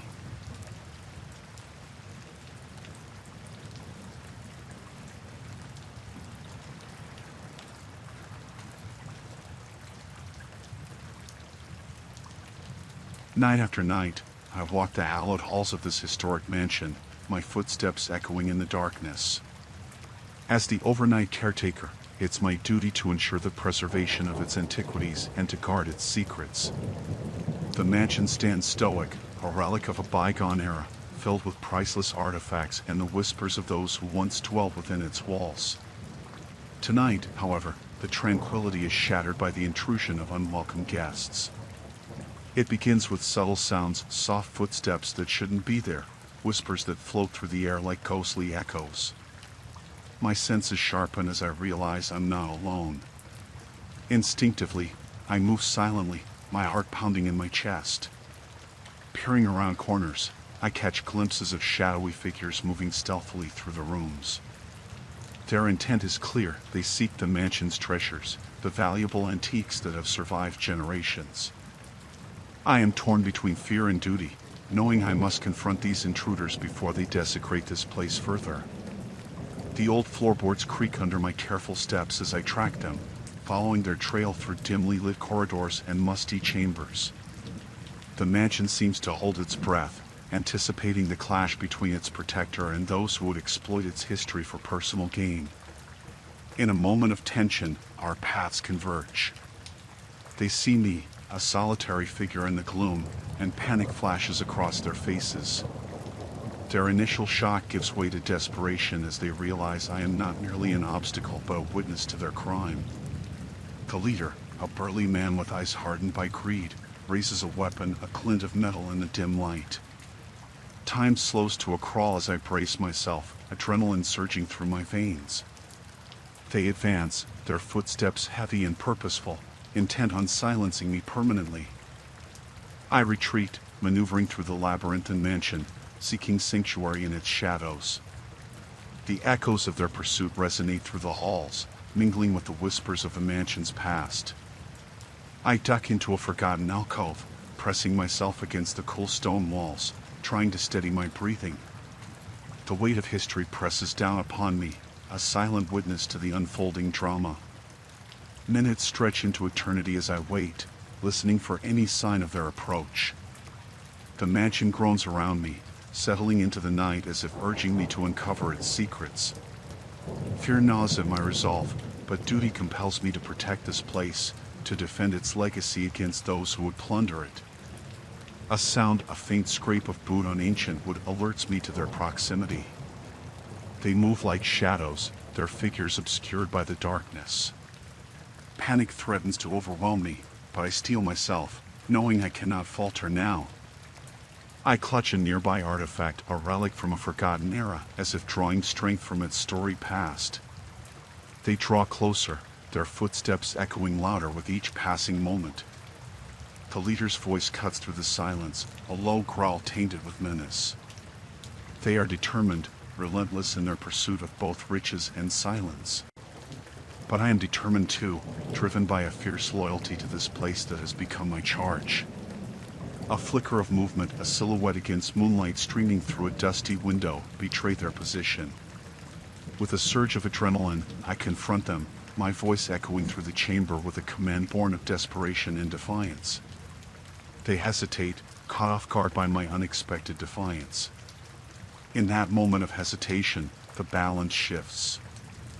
I seize the opportunity, lunging forward with a courage born of desperation. A struggle ensues, a chaotic dance of shadows and desperation.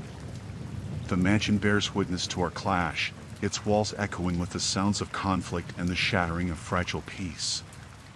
The artifact in my hand becomes a weapon, a last line of defense against those who would desecrate this sacred place. The leader's weapon flashes in the darkness, a glint of steel that threatens to extinguish the flickering flame of resistance. But I fight on, fueled by a determination that borders on madness. The mansion seems to hold its breath as the struggle reaches its crescendo. Each blow reverberates through the centuries-old timbers, a testament to the resilience of those who have fought to preserve its secrets. Blood mingles with dust, a grim reminder of the price of defiance in the face of greed. With a final surge of strength, I disarm the leader, sending his weapon clattering to the floor. The others hesitate, their resolve faltering in the face of my relentless determination. They retreat, fleeing into the darkness from which they came, leaving behind echoes of their intrusion. I collapse against the cold stone floor, my breath ragged and body trembling with exhaustion. The mansion embraces me in its ancient silence, offering solace in the aftermath of chaos. The artifact lies forgotten at my side, a silent witness to the night's harrowing events. Morning breaks over the horizon, casting a golden light upon the mansion's weathered facade. I emerge from the shadows, battered but unbowed, my steps echoing the determination that has marked this night. The mansion stands as it always has, a sentinel of history and a guardian of its secrets.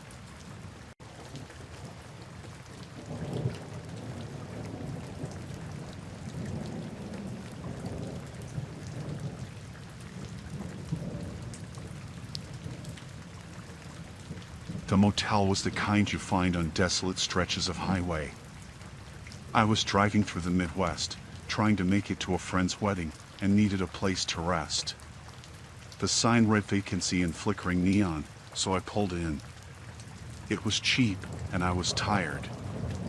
I checked in and got the key to room 12.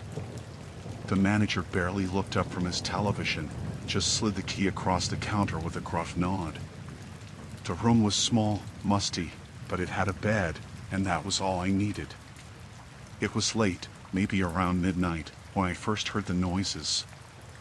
At first, I thought it was just the creaking of the old building, but then I heard a muffled cry. I sat up in bed, straining to listen. It came from the room next door, room 11. I told myself it was none of my business, but the noise persisted. It sounded like someone was in distress. I couldn't ignore it. I put on my shoes and crept out into the hallway, the carpet damp and squishing under my feet. Standing outside room 11, I could hear low voices, almost like arguing, followed by a thump. My heart raced. What was I supposed to do? I couldn't just walk away. I knocked lightly, but there was no response. I knocked again, harder this time. The voices stopped. I went back to my room, pacing, unsure what to do. I grabbed my phone, ready to call the police, but what would I tell them? I decided to listen through the thin wall. I pressed my ear against it and heard what sounded like sobbing. I couldn't just leave it alone. I needed to know what was happening. I grabbed my flashlight and quietly opened my door, heading back to room 11. The door was slightly ajar, which made my skin crawl. I pushed it open a bit more and peered inside. The room was dimly lit, but I could see a man standing over a bound figure on the bed.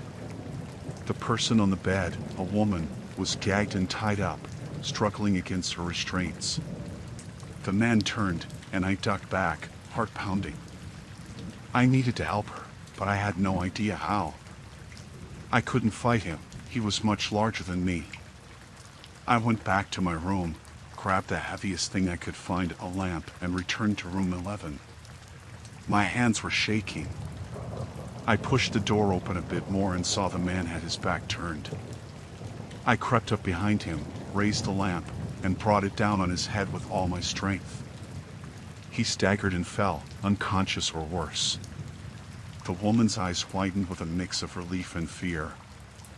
I rushed to her side, working quickly to untie her. "We need to get out of here," I whispered. She nodded, tears streaming down her face.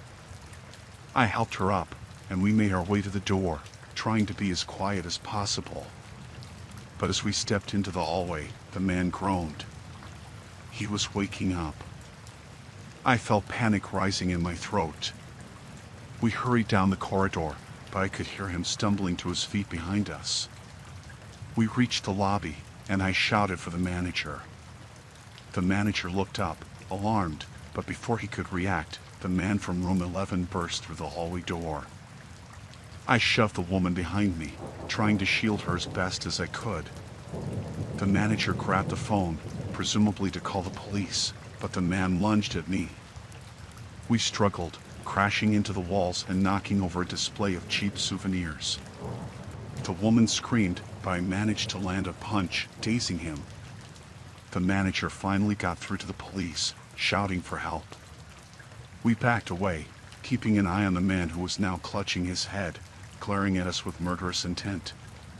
Minutes felt like hours, but soon enough, the wail of sirens filled the air. The police arrived, bursting through the doors and tackling the man to the ground. The woman collapsed into a chair, sobbing uncontrollably. I sank down next to her, trying to process what had just happened. The police took statements, and the man was hauled away in handcuffs, still cursing us. It turned out the woman had been kidnapped days earlier and was being held for ransom. She thanked me repeatedly, but I felt numb. The reality of what could have happened hit me hard. The police assured me I did the right thing, but I couldn't shake the fear. The rest of the night was a blur. The police took us to the station for further questioning, and I stayed with the woman until her family arrived. They were beyond grateful, but all I could think about was how close we came to something far worse. Eventually, I continued my journey, but I couldn't get the motel out of my mind. Every creak, every noise at night brought me back to that moment. I started avoiding small motels, preferring the anonymity and security of larger hotels. The experience left a mark, a reminder of how quickly things can turn from ordinary to terrifying. I learned to trust my instincts and to never ignore cries for help. I still think about that woman and hope she's doing well, living free from fear. As for me, I drive through towns and highways with a bit more caution, always alert, always ready. You never know when you might find yourself in a situation where you have to act, where doing nothing isn't an option.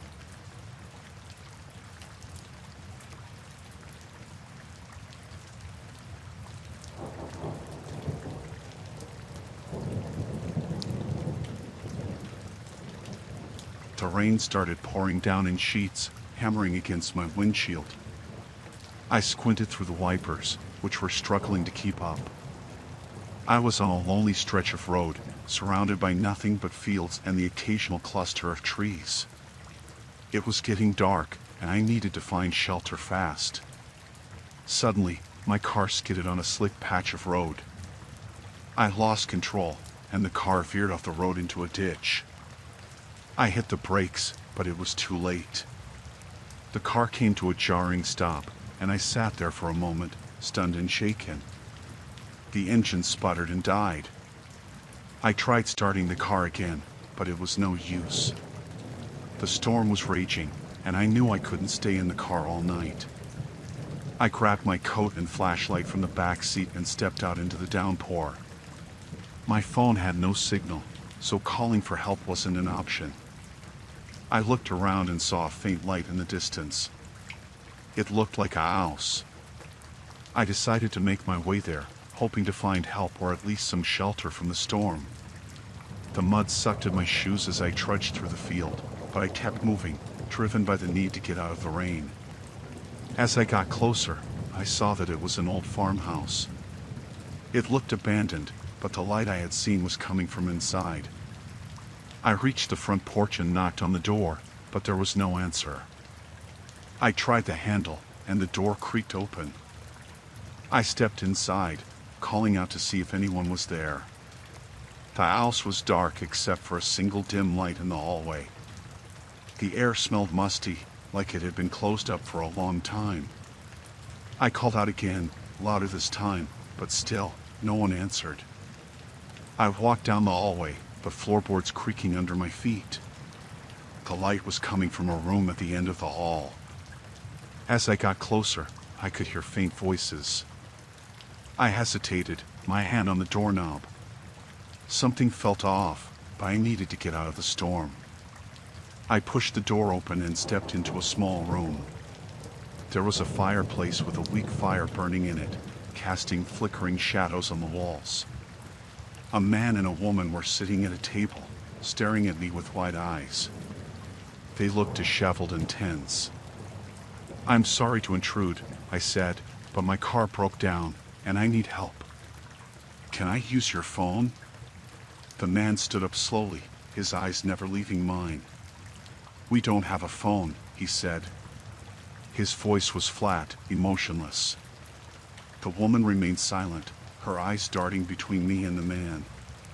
"Please, I just need to wait out the storm," I said, trying to keep my voice steady. The man nodded slowly. "You can stay," he said, "but you should leave as soon as the storm passes." Something in his tone made me uneasy, but I didn't have much choice. He showed me to a small room with a bed and a window. The window was boarded up, letting in only a sliver of light. I sat on the bed, my clothes still damp, and tried to calm my racing heart. The house was eerily quiet, except for the occasional creak and the sound of the rain. I lay down, trying to get some rest, but sleep wouldn't come. I kept thinking about the strange way the man had looked at me. I decided to get up and look around, hoping to find something that could help me understand what was going on. I crept back down the hallway, careful not to make any noise. The house felt like a maze, with doors leading to more doors. I opened one and found a small room filled with old, dusty furniture covered in sheets. I moved on to the next door. I found a staircase leading to the basement. Curiosity got the better of me, and I started down the stairs. The air grew colder with each step. At the bottom, I found another door. I hesitated, my hand hovering over the doorknob. I opened the door slowly and stepped inside. The room was dark, but my flashlight revealed old tools and broken furniture. In the corner, I saw a figure huddled on the floor. I moved closer and realized it was a young girl, her hands tied and her mouth gagged. My heart pounded as I knelt beside her. "It's okay, I'm here to help," I whispered, trying to untie her. She looked at me with wide, terrified eyes and shook her head frantically. I worked faster, finally freeing her hands and removing the gag. "We have to get out of here," she whispered. "They'll be back soon." I helped her to her feet, and we started back up the stairs as quietly as we could. When we reached the top, we heard voices coming from the hallway. The man and the woman were looking for me. "We need to hide," the girl said, pulling me towards a closet. We squeezed inside, closing the door just as the footsteps grew louder. I held my breath, listening as the man and woman walked past, their voices low and angry. "We need to find her," the man said. "She could ruin everything." The woman agreed, and their voices faded as they moved further down the hallway. We waited a few more minutes before slipping out of the closet and heading for the front door. We made it outside, but the rain was still coming down hard. I looked around, trying to figure out which way to go. "There's a barn out back," the girl said. "We can hide there until the storm passes." I nodded, and we ran towards the barn, the mud sucking at our feet. Inside the barn, we found a corner to hide in. I wrapped my coat around the girl, trying to keep her warm. "Who are they?" I asked. She looked at me with fear in her eyes. "They kidnapped me weeks ago. I don't know why. They said they were waiting for something." We sat in silence, listening to the storm and hoping the couple wouldn't find us. Hours passed, and the rain finally started to let up. I knew we couldn't stay hidden forever. We needed to find a way to escape and get help. "I think we should make a run for it," I said. The girl nodded, her face pale but determined. We crept out of the barn and headed towards the road. I kept looking over my shoulder, expecting to see the man and woman coming after us. We reached the road and started walking, hoping to find someone who could help us. After what felt like hours, we saw headlights in the distance. I waved my arms, and the car slowed down. The driver rolled down the window, looking at us with concern. "Are you okay?" he asked. "We need help," I said. "There are people back there who are dangerous. They've been holding this girl captive." The driver nodded and told us to get in. He drove us to the nearest town, where we called the police. The police went to the farmhouse and arrested the man and woman. They found evidence of other kidnappings, and it turned out the couple had been running a human trafficking operation. The girl was reunited with her family, and I was finally able to breathe a sigh of relief. The experience left me shaken, but I was grateful to have escaped and helped the girl.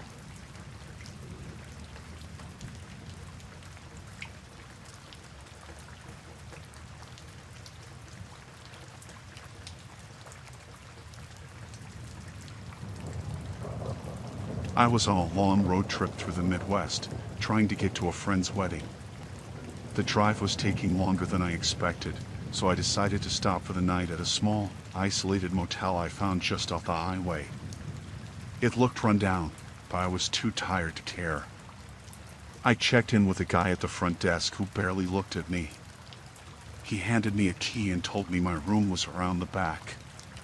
The room was what you'd expect for the price. It was old, smelled a bit musty, and the bed creaked when I sat on it. I set my bag down, took a quick shower, and then collapsed onto the bed. I was exhausted, so I fell asleep almost immediately. Sometime in the middle of the night, I thought I heard something outside my door. It sounded like someone was trying to open it. I got up and looked through the peephole, but I couldn't see anything. I figured it was just my imagination or maybe the wind. I went back to bed, but I couldn't shake the uneasy feeling. When I woke up the next morning, I felt groggy. I got dressed and went outside to get to my car, but it wasn't where I had parked it. Panic set in. I ran around the lot, thinking maybe I had parked it somewhere else, but it was gone. I went back to my room, and that's when I noticed my bag was missing too. My wallet, my phone, everything was in there. I went to the front desk to report the theft. The same guy was there, but he acted like he didn't remember me checking in. He said he didn't see anything and that it was probably my fault for not locking my car. I knew I had locked it, though. The more I talked to him, the more hostile he became. He said there was nothing he could do and told me to leave. Without my car and my belongings, I was stranded. I went back to my room, trying to figure out what to do next. There was no one else around. It felt like I was the only guest at the motel. I decided to walk down the road to see if I could find help, but as I walked, I felt like I was being watched. I saw an old payphone near the edge of the property and tried to use it, but it was broken. When I turned around, I saw the guy from the front desk watching me from the doorway of the office. He had a strange look on his face, almost like he was enjoying my desperation. I went back to my room, feeling hopeless. I tried to think of a plan, but without my phone or any way to contact someone, I was stuck. I heard footsteps outside again and decided to see who it was. When I opened the door, I saw two men standing there, both of them looking rough and unfriendly.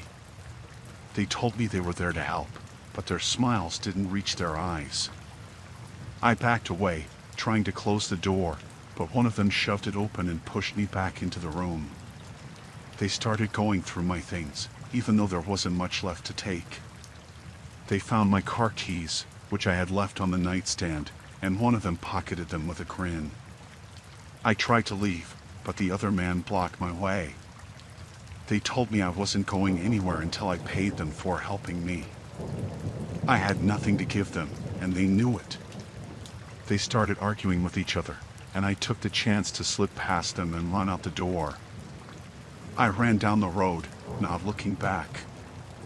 I could hear them yelling, but I kept going. After what felt like hours, I saw a small diner up ahead.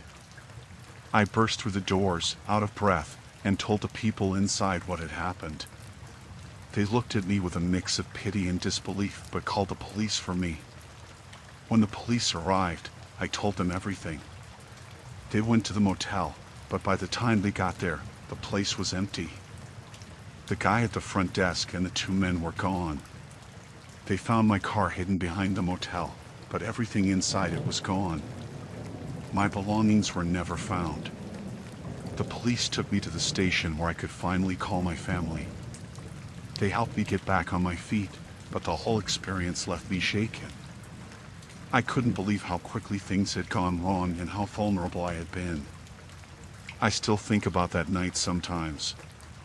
The feeling of being watched, the hostility of the motel staff, and the terror of realizing I was stranded with no help in sight. It's made me more cautious, especially when traveling alone.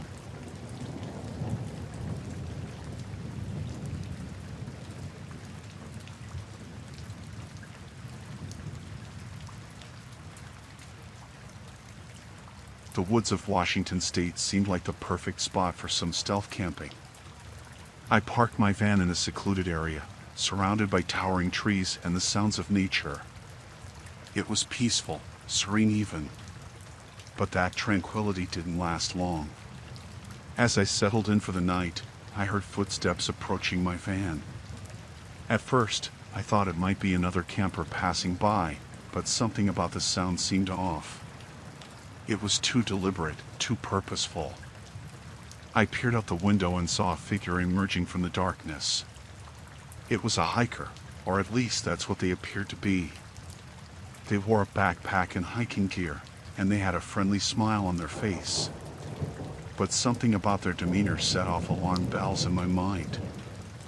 I rolled down the window and greeted them cautiously, trying to mask my growing unease. They seemed friendly enough, striking up a conversation and asking about my camping trip.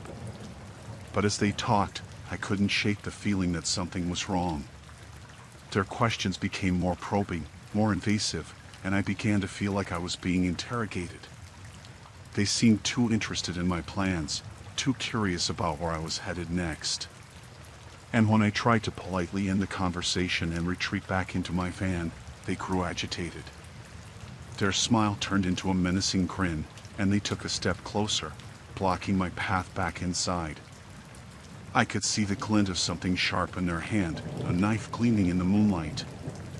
My heart pounded in my chest as I realized the danger I was in. I tried to reason with them, to plead for mercy, but they just laughed in my face. They made it clear that they had violent intentions, that they saw me as nothing more than prey to be hunted. I knew I had to act fast if I wanted to survive. With a surge of adrenaline, I lunged for the door of my van, slamming it shut behind me and locking it tight. But the hiker wasn't done yet. They began to pound on the windows, shouting threats and obscenities. I frantically searched for my phone, hoping to call for help, but it was nowhere to be found. I was trapped, alone and defenseless, with no way to escape. The hikers' pounding grew louder and more frenzied, and I knew that they wouldn't stop until they had what they wanted. Desperate, I reached for anything I could use as a weapon, my hands closing around a heavy flashlight lying nearby. With trembling hands, I held it up as a makeshift defense, ready to fight for my life if necessary. But just as I prepared to defend myself, the pounding stopped. I held my breath, waiting for the hiker to make their next move.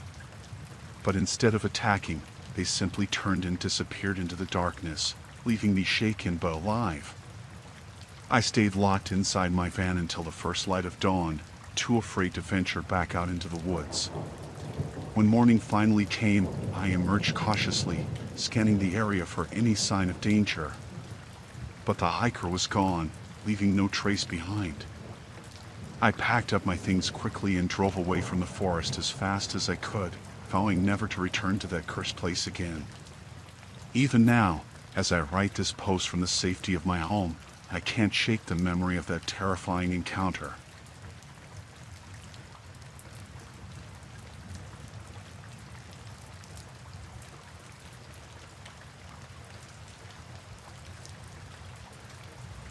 I was driving through the Canadian Rockies, enjoying the solitude and the breathtaking scenery.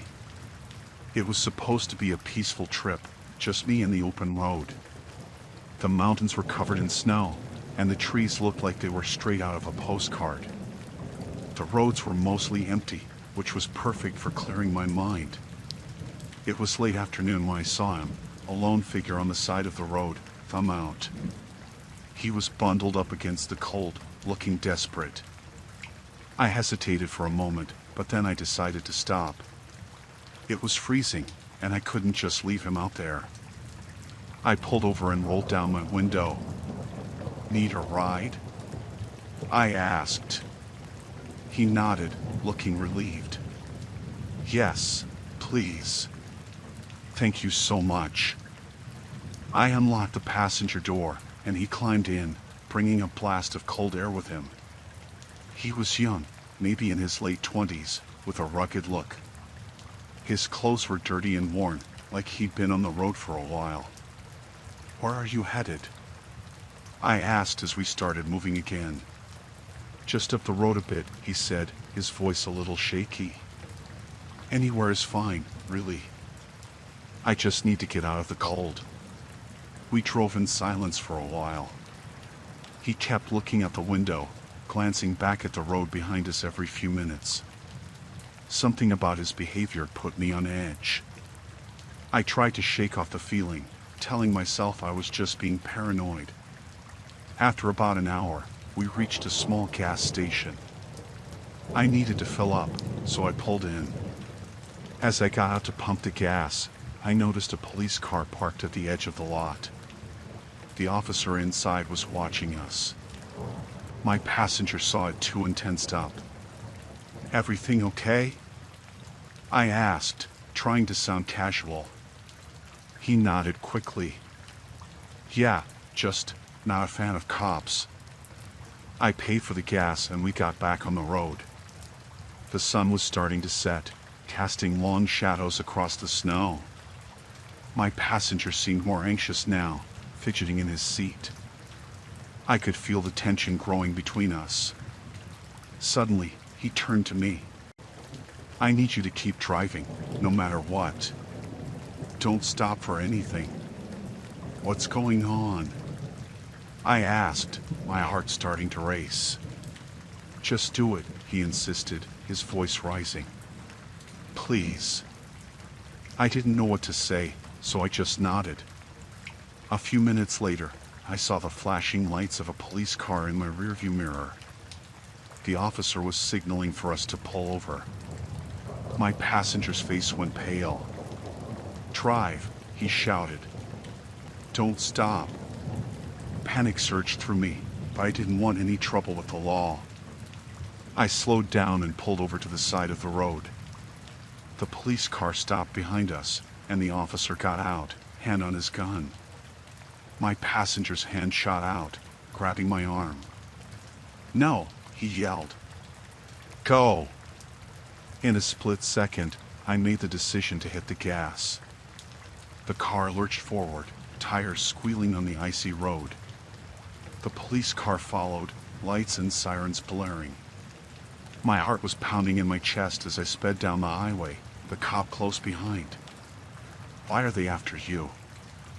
I shouted over the noise. Just keep driving, he screamed back. The chase went on for what felt like forever. We weaved through the mountains, the police car never far behind. My passenger was shouting directions, telling me where to turn, trying to lose the cop. The roads were getting narrower, more treacherous. Finally, we hit a stretch of road that was barely more than a dirt path. The police car fell back, unable to keep up on the rough terrain. I kept driving, my knuckles white on the steering wheel. When I was sure we had lost him, I slowed down and pulled over. Now tell me what's going on, I demanded, turning to face him. He looked defeated, slumping in his seat. I'm wanted, he admitted. I escaped from a prison transport. They were taking me to a high-security facility. I couldn't let them lock me up for something I didn't do. I stared at him, trying to process what he was saying. You're a fugitive. He nodded. I didn't kill anyone. They framed me. I was trying to get to a friend's place. He has evidence that can clear my name. I didn't know if I could believe him, but something in his eyes made me want to trust him. I was in too deep now. I had to see this through. Where do we go from here? I asked, my voice trembling. Keep driving, he said. I'll tell you where to go. We drove through the night, the tension in the car thick enough to cut with a knife. I kept glancing in the mirrors, expecting to see the flashing lights of a police car any minute. But the road remained dark and empty. By morning, we reached a small cabin tucked away in the woods. My passenger directed me to pull up behind it, out of sight from the road. We got out, and he led me inside. The place was a mess, but it looked like someone had been living there. Wait here, he said. I need to make a call. He disappeared into another room, leaving me alone. I sat on the edge of a worn-out couch, my mind racing. What had I gotten myself into? I was harboring a fugitive. If the police found us, I'd be in just as much trouble as he was. After what felt like an eternity, he came back, a relieved look on his face. My friend is coming to get us. He's bringing the evidence. We just need to stay hidden until then. Hours passed. The sun was high in the sky when we heard the sound of a car approaching. My heart leaped into my throat. He peeked out the window and nodded. It's him. A man got out of the car, carrying a briefcase. He looked around nervously before hurrying to the door. My passenger let him in, and they embraced like old friends. You made it, the newcomer said. I've got everything we need. They opened the briefcase, revealing stacks of papers and a laptop. They started going through the documents, talking in hushed tones. I watched, feeling like an outsider in my own nightmare. Finally, they turned to me. We're going to send this to the media, my passenger said. Once it's out there, they can't ignore the truth. We need your help. I agreed, not knowing what else to do. They worked quickly, scanning documents and sending emails. The sun was setting again by the time they were finished. We have to move, the friend said. It won't be long before they find us here. We packed up and got back in the car. My passenger sat beside me, the friend in the back. We drove in silence, the weight of what we were doing pressing down on us. We reached a small town just as night fell, finding a cheap motel to hide out in. The next few days were a blur. The story broke, and it was everywhere. The evidence proved my passenger's innocence. The police were looking for us, but now they were on our side. We were heroes, but I felt like I had barely survived a nightmare. When it was over, and he was cleared, he thanked me. "You saved my life," he said. I didn't know what to say. I just nodded, feeling a strange mix of relief and exhaustion. I had done what I thought was right, and in the end, it had all worked out. But I knew I would never forget those terrifying days on the run, and the man who had dragged me into his desperate fight for freedom.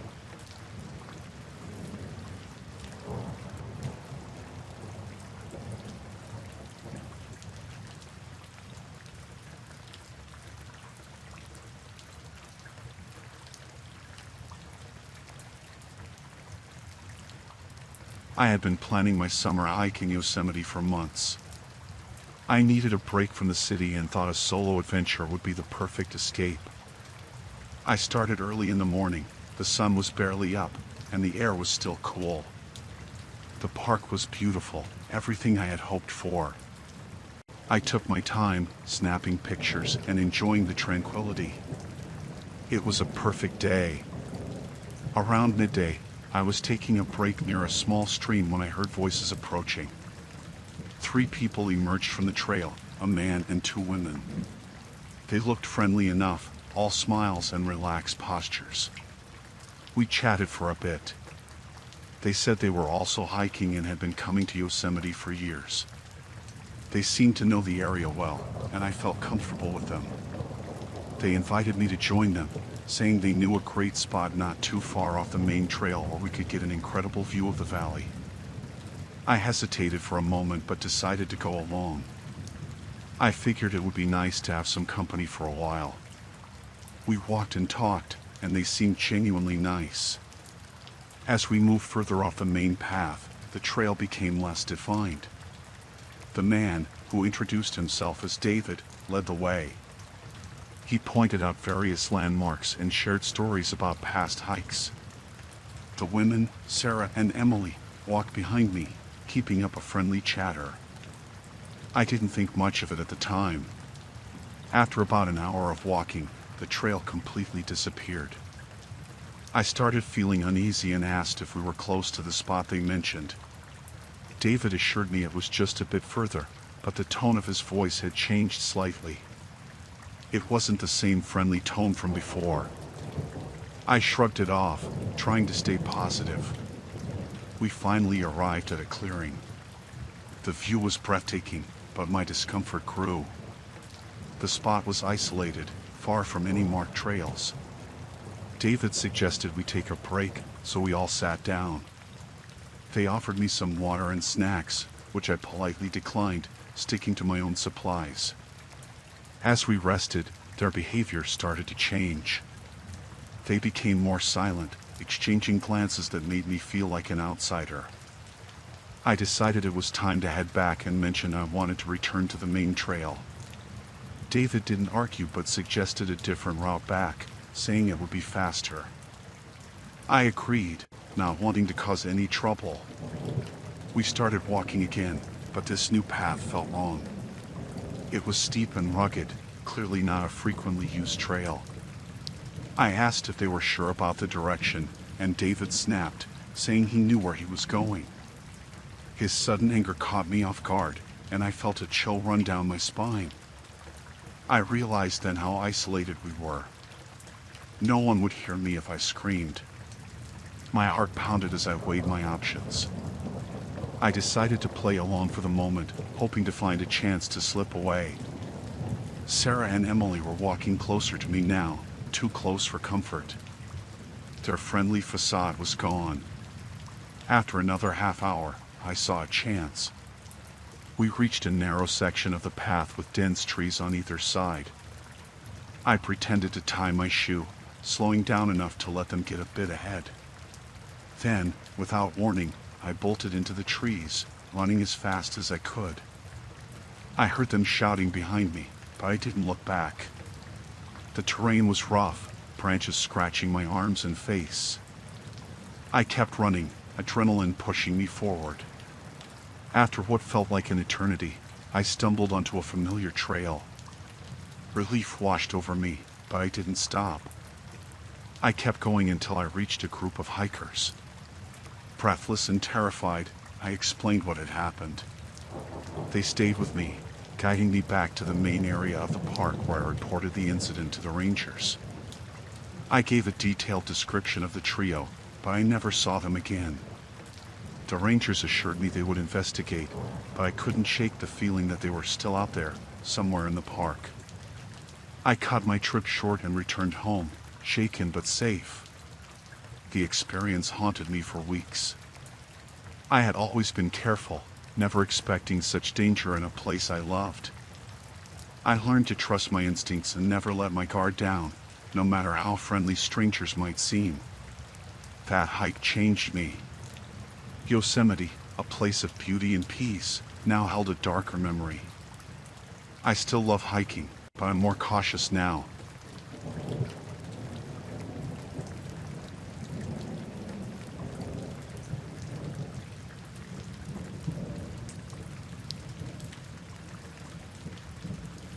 We were on a cross-country trip, just me and my friend Mark. We had been driving for hours, and our stomachs were growling. We saw a sign for a diner in a small town, so we decided to stop and grab a bite. It was one of those classic, old-fashioned diners with a neon sign and a few cars parked outside. We went in and sat at a booth near the back. The place was mostly empty. Just a couple of locals at the counter and an older waitress who looked like she had been working there forever. We ordered burgers and coffee and settled in, enjoying the break from the road. As we waited for our food, we couldn't help but overhear a conversation coming from the booth behind us. At first, it was just a low murmur, but then it got louder. Two men were talking, and what they were saying sent a chill down my spine. "They won't find the bodies for weeks," one of them said. We made sure of that. Mark and I exchanged glances. We tried to keep our faces neutral, but I could see the worry in his eyes. The other man replied, "We need to be careful. If anyone saw us, we're done for." I felt a knot tighten in my stomach. We hadn't seen anyone when we came in, but now I was nervous. The waitress brought our food, and we tried to act normal, but I couldn't stop thinking about what we had heard. I glanced over my shoulder and caught a glimpse of the men. They looked rough, like they were used to trouble. We ate quickly, hardly tasting the food. I whispered to Mark, "We need to get out of here." He nodded, and we paid the bill and left a tip on the table. As we got up to leave, I noticed the men watching us. They had stopped talking and were now just staring. We walked out of the diner, trying to act casual, but as soon as we were outside, we hurried to the car. I fumbled with the keys, my hands shaking. Mark kept glancing back at the diner. "Hurry up," he urged. I finally got the door open, and we jumped in. I started the engine and pulled out of the parking lot, my heart pounding. We drove back to the main road, but I noticed in the rearview mirror that a truck had pulled out of the diner right after us. It was them. "They're following us," I said, trying to keep my voice steady. Mark looked back and cursed under his breath. "What do we do?" he asked. "Just drive," I said. "We need to lose them." I pressed the gas pedal and sped up, but the truck stayed right on our tail. We were on a lonely stretch of road, No other cars in sight. The sun was setting, and the shadows were getting longer. I tried to think of a plan, but my mind was racing. "We need to find somewhere to hide," Mark said. "We can't outrun them." I scanned the sides of the road, looking for anything that might help us. Up ahead, I saw a dirt road leading off into the woods. "Hold on," I said, and turned sharply onto the dirt road. The car bounced and jolted as we sped down the rough path. The truck followed, its headlights bouncing in the rearview mirror. The road twisted and turned, and I tried to stay ahead, but they were getting closer. I saw a clearing up ahead and turned into it, slamming on the brakes. We jumped out of the car and ran into the woods. Branches slapped at my face and arms as we ran, but I didn't stop. I could hear the men shouting behind us, their footsteps crashing through the underbrush. My heart was pounding, and my breath was ragged. I had no idea where we were going, just that we had to keep moving. We stumbled into a small ravine and slid down the side, landing hard at the bottom. I could hear the men searching above us, their voices getting closer. Mark and I pressed ourselves against the dirt wall, trying to stay silent. "They went this way," one of the men shouted. I held my breath, praying they wouldn't find us. The seconds stretched into minutes, and I could hear my own heartbeat in my ears. Then, the voices started to fade. They were moving away. We stayed still, hardly daring to breathe, until we were sure they were gone. Finally, I whispered, "We need to keep moving." Mark nodded, and we climbed out of the ravine, careful to stay quiet. We made our way through the woods, putting as much distance between us and the men as we could. It was dark now, and the forest was eerily quiet. After what felt like hours, we stumbled onto another road. We had no idea where we were, but we followed it, hoping it would lead us to safety. Eventually, we saw headlights in the distance. A car was coming. We stepped out onto the road and waved it down. The car stopped, and a middle-aged couple rolled down the window. "Are you okay?" the woman asked, concern in her voice. "We need help," I said. "Please, just take us to the nearest town." They let us in, and we explained what had happened as they drove. They took us to the nearest police station, where we reported everything. The police took our statement and said they would investigate, but I didn't have much hope they would find the men. We were exhausted, but grateful to be safe. The couple who had picked us up offered to drive us to a nearby motel, and we accepted. As we settled into the motel room, I couldn't shake the fear that still clung to me. We tried to get some sleep, but every noise outside made me jump. I kept thinking about what those men had said in the diner, and how close we had come to being their next victims. It was a long night, but eventually, exhaustion took over, and I drifted off. The next morning, we decided to cut our trip short and head home. We were both shaken by what had happened, and just wanted to put as much distance as possible between us and that town. As we drove, we stayed vigilant, watching for any sign of the truck. It took a while, but we finally started to feel a bit safer. We knew we had been lucky to get away.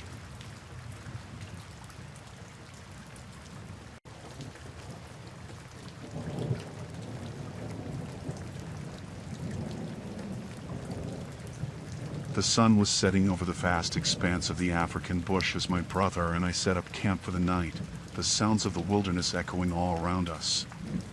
We had ventured deep into the heart of the bush, far from civilization, seeking adventure and the chance to connect with nature. But as darkness fell and the stars began to twinkle overhead, a sense of unease settled over us like a heavy blanket. The bush was alive with the sounds of nocturnal creatures, their calls and cries echoing through the night, but there was something else out there, something darker and more sinister lurking in the shadows. We huddled around the campfire, our senses on high alert, as we listened to the sounds of the night. But as the hours passed and the darkness deepened, a new sound reached our ears, the distant crackle of gunfire, echoing through the stillness like a warning from the depths of the wilderness. Fear gripped my heart as I realized what we were hearing: poachers, ruthless men who would stop at nothing to get what they wanted. We had stumbled upon their illegal activities, and now our lives were in grave danger. My brother and I exchanged a silent glance, our eyes wide with fear, as we realized the gravity of our situation. We were alone in the African bush, with no one to turn to for help, and the poachers were closing in on us with each passing moment. We knew we had to act fast if we were to have any hope of surviving the night. With trembling hands, we doused the campfire and gathered our belongings, moving quickly and quietly through the darkness, trying to put as much distance between ourselves and the poachers as possible. But no matter how fast we ran, the sound of gunfire grew louder and more menacing with each passing moment, drawing ever closer to our hiding place in the heart of the bush. Panic surged through my veins as I realized that we were being hunted, that the poachers were closing in on us with ruthless determination. We had nowhere to run, nowhere to hide, and our only hope of survival lay in outsmarting our pursuers and finding a way to escape the bush alive. We pressed on through the night, our hearts pounding in our chests as we navigated the treacherous terrain, our senses on high alert for any sign of danger. But as dawn broke over the horizon and the first light of morning pierced the darkness, we knew that we were running out of time. Exhausted and on the brink of collapse, we stumbled upon a small clearing in the bush, our breath coming in ragged gasps as we collapsed to the ground, our bodies battered and bruised from our harrowing ordeal. But as we lay there, gasping for breath and praying for deliverance, a miracle occurred at the sound of approaching voices, shouting and calling out to us in the distance. Relief flooded through me as I realized that we were saved by the timely arrival of a group of park rangers who had come to our rescue just in the nick of time. They led us to safety, their faces grim with determination as they explained the gravity of the situation. The poachers had been apprehended, their illegal activities brought to an end, and we were safe once more. As we emerged from the bush, blinking in the bright light of day, I couldn't help but feel a sense of profound gratitude for the park rangers who had saved our lives, and a newfound respect for the untamed wilderness of the African bush.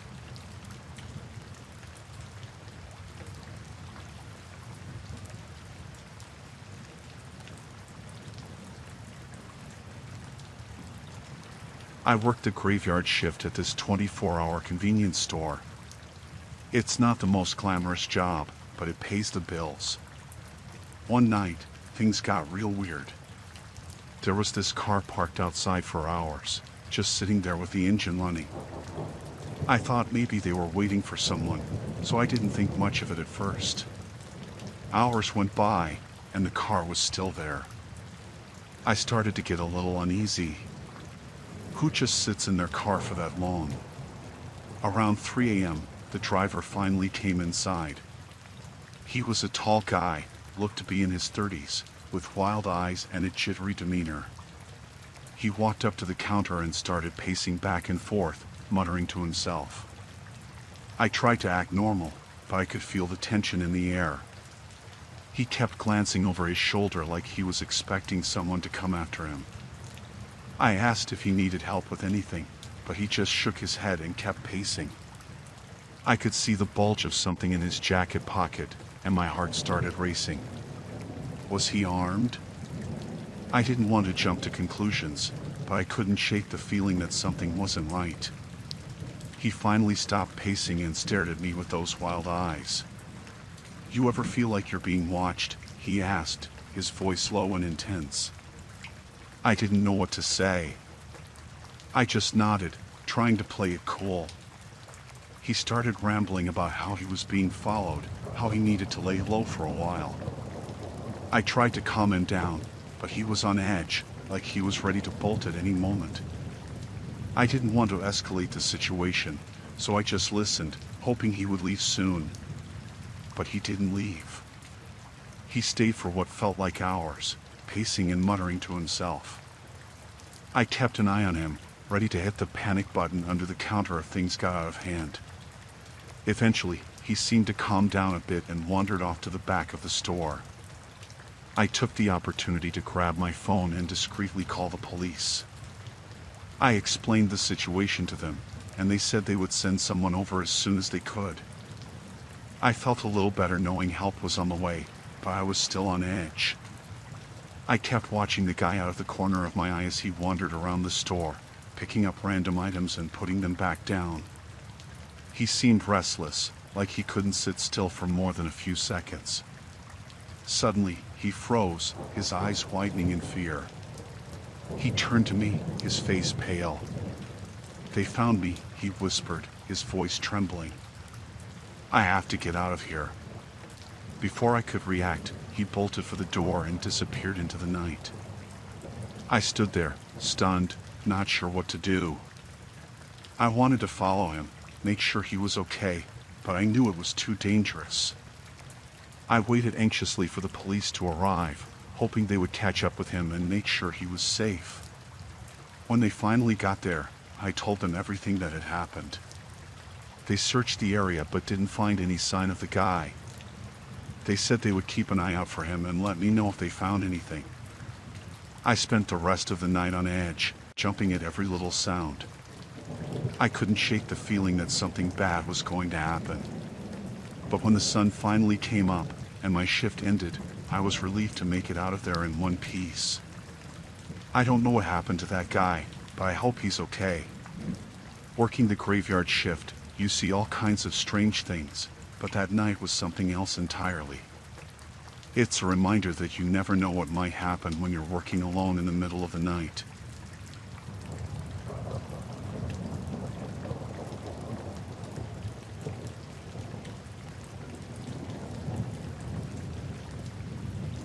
I was driving alone in the outskirts of Las Vegas, the city lights fading behind me as I headed towards the empty desert. The road stretched out ahead, dark and desolate, with nothing but the occasional cactus and tumbleweed for company. It was late, and I was tired, but I wanted to make it to my destination before calling it a night. As I drove, I noticed headlights in my rearview mirror. At first, I didn't think much of it, assuming it was just another traveler on the road. But then the car got closer, tailgating me and flashing its high beams. I frowned, wondering why they were driving so aggressively. I tried to ignore them, focusing on the road ahead. But the car didn't let up, swerving dangerously close to my bumper and then falling back again. I felt a knot of fear in my stomach, realizing that this was no ordinary driver. They were deliberately trying to intimidate me. I sped up, hoping to lose them, but they matched my speed, staying right on my tail. Panic surged through me as I realized they weren't going to give up easily. I had to do something before they caused an accident. I glanced at my phone, debating whether to call the police. But I didn't want to take my eyes off the road for even a second. Instead, I focused on staying calm and getting away from the other car. I saw it turn off up ahead, a narrow dirt road leading into the desert. Without thinking, I veered off the highway and onto the rough terrain. The car followed, its headlights bobbing over the bumps and dips in the road. I pushed my car to its limits, weaving through the desert landscape in a desperate attempt to escape. But no matter how fast I drove or how many twists and turns I made, the other car stayed right behind me, like a shadow that wouldn't let go. I glanced in my rearview mirror and saw the driver's face, illuminated by the glow of the dashboard lights. They were wearing a ski mask, their eyes fixed on me with a chilling intensity. My blood ran cold as I realized they weren't just trying to scare me, they meant to do me harm. I felt a surge of adrenaline as I realized I was in a fight for my life. I had to outsmart my pursuer and find a way to get help. But out here in the middle of nowhere, with no one around for miles, that seemed like an impossible task. I spotted a cluster of rocks up ahead, a potential hiding spot where I could make a stand. I slowed down, waiting until the last possible moment before swerving off the road and ducking behind the boulders. The other car screeched to a halt behind me, its headlights cutting through the darkness like twin searchlights. I held my breath, waiting for them to find me. But seconds ticked by, and there was no sign of movement. I risked a glance around the edge of the rock, my heart pounding in my chest. The other car was parked a few yards away, its engine idling. But there was no sign of the driver. I knew I couldn't stay hidden forever. Sooner or later, they would find me, and then I would be defenseless. I had to come up with a plan, and fast. I reached into the glove compartment and grabbed a flashlight, flicking it on and shining it towards the other car. I didn't see anyone inside, but that didn't mean they weren't out there, waiting for me to make a move. I took a deep breath and stepped out from behind the rocks, keeping the flashlight trained on the other car. I moved slowly, my senses on high alert, ready for anything. Suddenly, I heard a noise behind me, the crunch of gravel underfoot. I spun around, the beam of my flashlight cutting through the darkness. And that's when I saw them, the driver, emerging from the shadows with a knife in their hand. I froze, my mind racing as I tried to think of a way out of this nightmare. But before I could react, they lunged at me, the glint of the blade flashing in the moonlight. Instinct took over, and I dodged out of the way, feeling the rush of air as the knife sliced through the space where I had been standing. Adrenaline surged through me as I fought back, swinging the flashlight like a weapon and aiming for their head. There was a sickening thud as the flashlight connected with their skull, and they stumbled backwards, dazed. I didn't hesitate. I ran, my feet pounding against the hard desert ground as I sprinted towards my car. I could hear them behind me, cursing and shouting threats. But I didn't look back. I reached my car and jumped inside, slamming the door shut and locking it behind me. I started the engine and peeled out of the dirt road, leaving the other car and its driver far behind me. As I drove, my hands shook on the wheel, and tears streamed down my face. But I didn't stop until I reached the safety of the nearest town, where I called the police and reported what had happened. They promised to investigate, but I knew it would be hard to find someone in the vast expanse of the desert. I never found out who was chasing me that night, or why they had targeted me. But I'll never forget the terror I felt as I fought for my life in the middle of the desert, with no one around to help.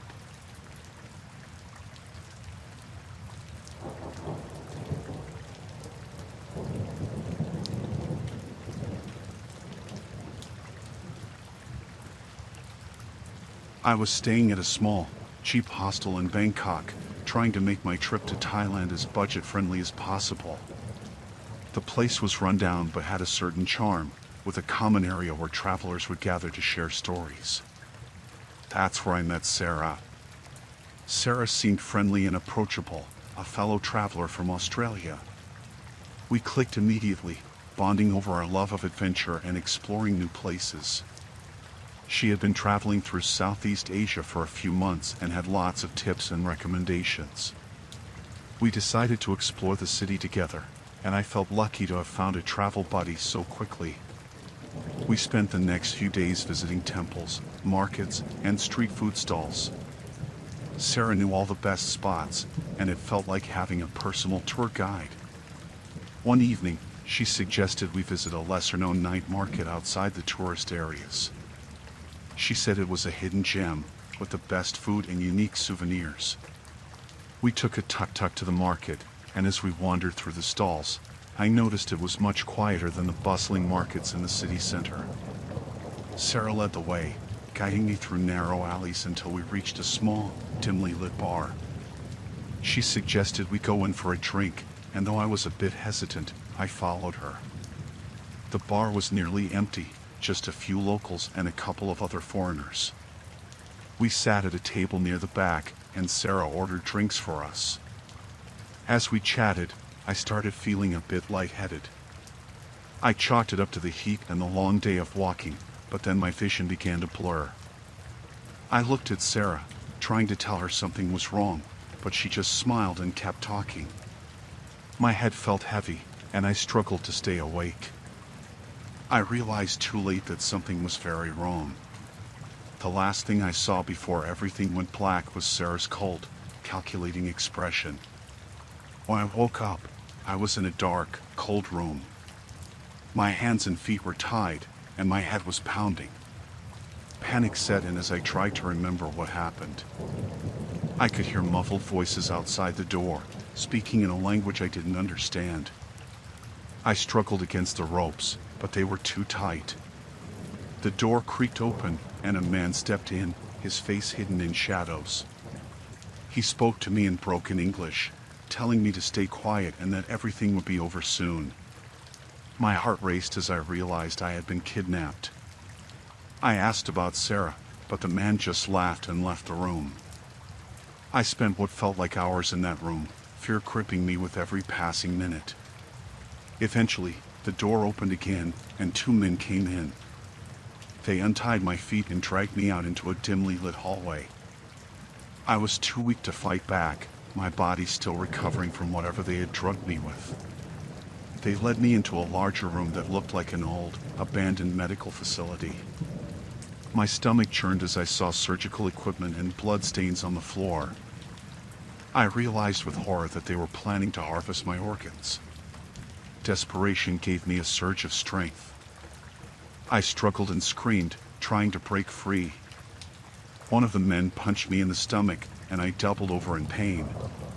They strapped me to a table, and I felt tears streaming down my face. I couldn't believe this was happening. Just as they were preparing to sedate me again, I heard a commotion outside. Shouts and banging echoed through the building. The men exchanged worried glances, and one of them left the room to check what was happening. The remaining men hesitated, clearly unsure of what to do. The door burst open, and a group of police officers stormed in. The man beside me tried to run, but he was quickly subdued. The officers untied me and helped me off the table, speaking calmly and reassuringly. They told me I was safe now, and that they had been tracking this organ trafficking ring for months. I was taken to a hospital, where I was treated for my injuries and monitored for any lasting effects of the drugs. The police explained that they had been tipped off by another traveler who had a close call with Sarah but managed to escape. They had been following her and finally found the hideout. Sarah and the men were arrested, and I was able to return home safely. The experience left me traumatized, and I struggled with nightmares for a long time. But I was grateful to be alive and determined to be more cautious in the future. Traveling is supposed to be about adventure and discovery, but I learned the hard way that not everyone you meet has good intentions. I'm still passionate about exploring the world, but now I'm much more careful about who I trust.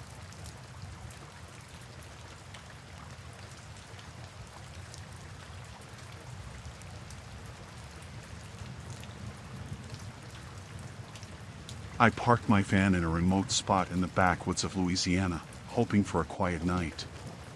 The area was thick with trees and underbrush, and the nearest town was miles away. I was on a break from work, looking to enjoy some solitude.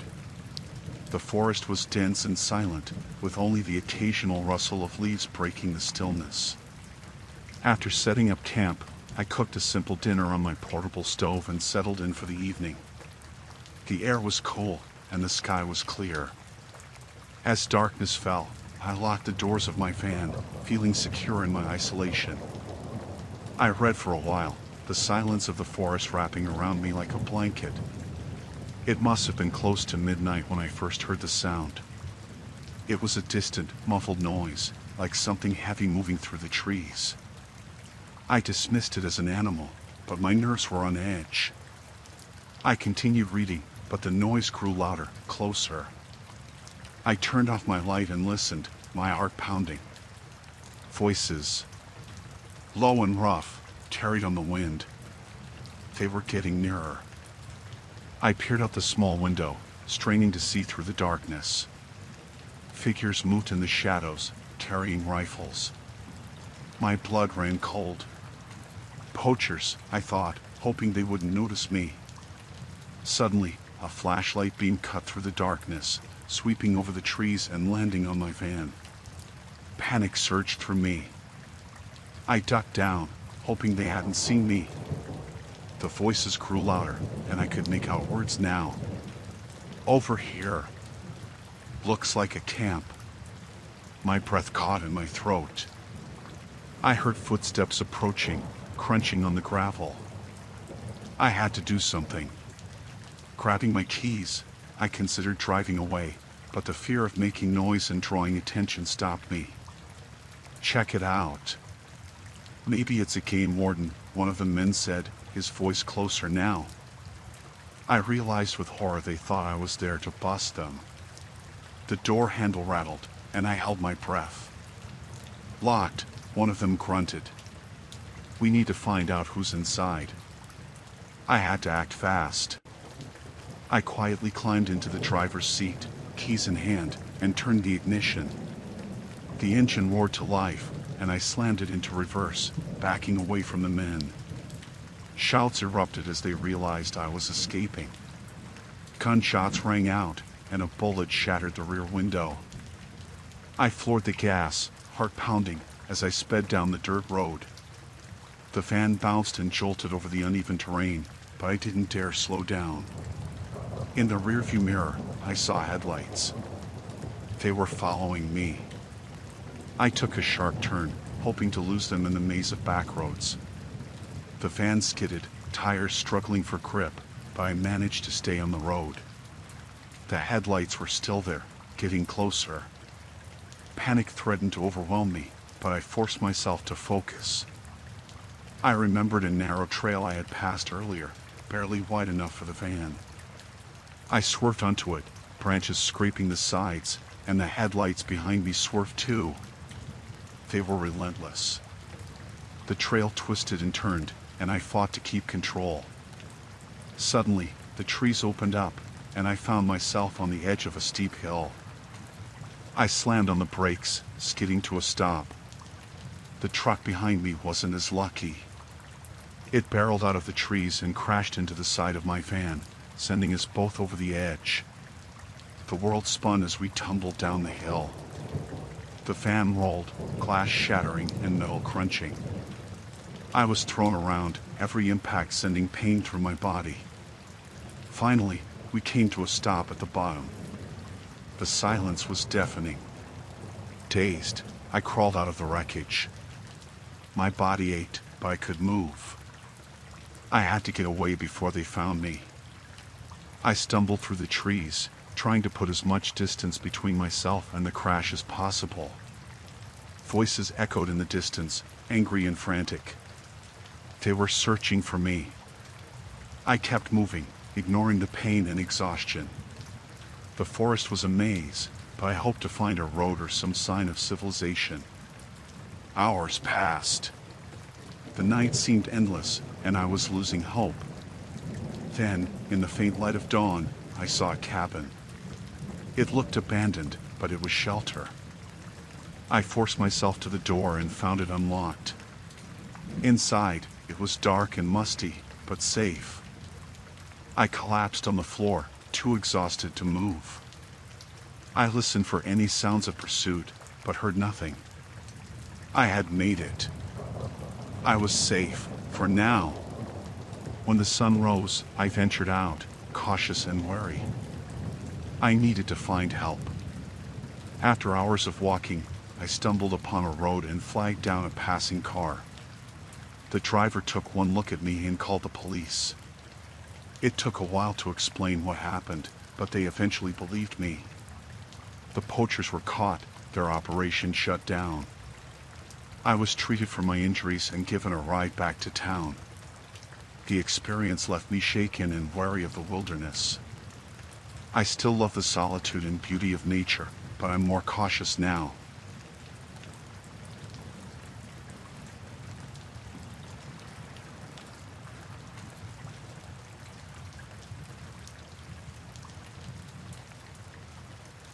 I bought the laptop from a guy on Craigslist. My old one had crashed, and I needed a replacement fast for work. The guy seemed normal enough, a little nervous maybe, but he handed it over with no issues. I got home, booted it up, and everything seemed fine. It was only later that night, while I was going through the files, that I found something strange. There was a folder hidden deep in the system. It didn't have a name, just a string of random characters. I almost ignored it, but curiosity got the better of me. Inside were hundreds of files. Videos, documents, images. It didn't take long to realize they were all illegal. Horrific stuff. I shut the laptop, heart pounding. I decided to call the police, but first, I needed some air. I walked out onto my balcony, trying to calm down. That's when I noticed a car parked across the street. It was the same car the guy had driven when he sold me the laptop. The hairs on my neck stood up. Was he watching me? I went back inside and called 911. I told them everything about the laptop and the files. They said someone would come over right away. I stayed near the window, keeping an eye on the car. It hadn't moved. Minutes later, the doorbell rang. I opened the door to two officers. I showed them the laptop and the files. They took it seriously, which was a relief. One of the officers took the laptop while the other stayed with me, asking questions. Suddenly, there was a loud crash from the front door. The officer with me drew his weapon and told me to stay put. I heard shouting, followed by gunshots. The officer guarding me told me to hide. I ducked into the bathroom, trembling. After what felt like hours, the noise stopped. The officer came to get me. The other officer was down, and the guy from Craigslist was dead. It turns out he had been watching me, and when he saw the cops, he panicked. The police took my statement and assured me they'd handle everything. I stayed with a friend that night, too scared to be alone. The next day, they contacted me to say the files on the laptop were part of a larger investigation. The guy had been involved in some serious criminal activities. I was relieved it was over, but I couldn't shake the feeling of being watched. I moved to a new apartment, hoping a change of scenery would help. It took a while, but life started to feel normal again. I got a new laptop, this time from a store. I still think about that night sometimes, especially when I see a car parked too long outside my building.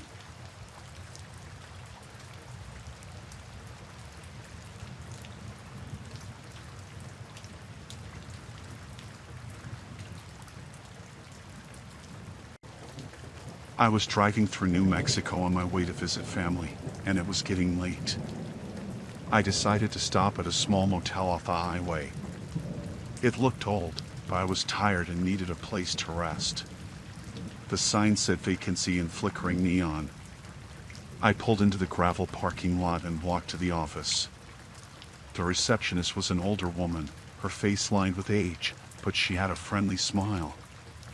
She handed me the key to room 8 and told me to have a good night. I thanked her and went to my room. It was small but clean. I put my bag on the bed and decided to take a shower. As I was drying off, I noticed a pamphlet on the nightstand. It was about the history of the motel. Apparently, it had been there since the 1950s and had seen better days. There were photos of happy families and travelers from years past. I skimmed through it and noticed a small section about local legends. It mentioned that some guests had disappeared over the years, but it was written off as folklore. I went to bed, but I couldn't shake the uneasy feeling the pamphlet gave me. Around midnight, I heard a faint noise outside my door. It sounded like footsteps. I got up and peered through the peephole but saw nothing. I figured it was just another guest and went back to bed. The next morning, I went to the office to check out. The older woman was there, but she seemed different, more distant. I asked her about the pamphlet and the stories of people disappearing. She looked at me with a blank expression and said, "Those are just old tales. Don't worry about it." As I left, I saw a maintenance worker near the parking lot. He looked like he had been working there for years. I decided to ask him about the motel's history. He glanced around nervously before speaking in a low voice. "People have gone missing here, but no one talks about it. Management wants to keep it quiet. They say it's bad for business. My heart skipped a beat. What do you mean? What happened to them? He shook his head. No one knows for sure. They just vanish. Best to keep to yourself and not ask too many questions. I thanked him and got into my car. As I drove away, I couldn't stop thinking about what he said. That night, I stayed at a different motel in a nearby town. I tried to put it out of my mind, but curiosity got the better of me. I decided to do some research. I went to the local library and searched for information about the motel. I found old newspaper articles about people going missing. The articles were vague, but there were enough of them to make me worry. One article mentioned a young couple who vanished after staying there. Another talked about a traveling salesman who was never seen again. I couldn't believe it. How could something like this go unnoticed? I went back to the motel the next day, pretending I had left something behind. The older woman was still at the desk. I asked if she had seen my missing item, and she let me check my old room. As I searched the room, I noticed a small door in the closet that I hadn't seen before. It was partially hidden behind a stack of old blankets. I opened it and found a narrow staircase leading down to a dark basement. My heart raced as I descended the stairs. The basement was damp and musty. I saw old furniture and boxes covered in dust. Then I noticed something that made my blood run cold. There were personal items, wallets, bags, and clothes strewn across the floor. I recognized some of them from the photos in the pamphlet. I turned to leave, but heard footsteps above me. Panic set in. I hid behind a stack of boxes and waited. The older woman and a man I hadn't seen before came down the stairs. They were talking in hushed voices. "We need to move these soon," the man said. "Someone's going to notice." The woman nodded. "I know, but it's getting harder. People are asking questions." I couldn't believe what I was hearing. They were involved in the disappearances. I had to get out of there before they found me. I waited until they left and then made my way back up the stairs as quietly as possible. I slipped out of the room and ran to my car. My hands were shaking as I started the engine and sped away. I drove straight to the nearest police station and told them everything. At first, they seemed skeptical, but when I showed them the articles and described what I had seen, they agreed to investigate. A few days later, I got a call from the police. They had found the basement and the evidence I described. The motel owners were arrested, and the motel was shut down. The story made the local news, and I was relieved that the truth had finally come out. But the experience haunted me. I couldn't shake the feeling of being watched, and I avoided motels for a long time. Even now, I still think about the people who disappeared and wonder what really happened to them. It's something that will stay with me forever.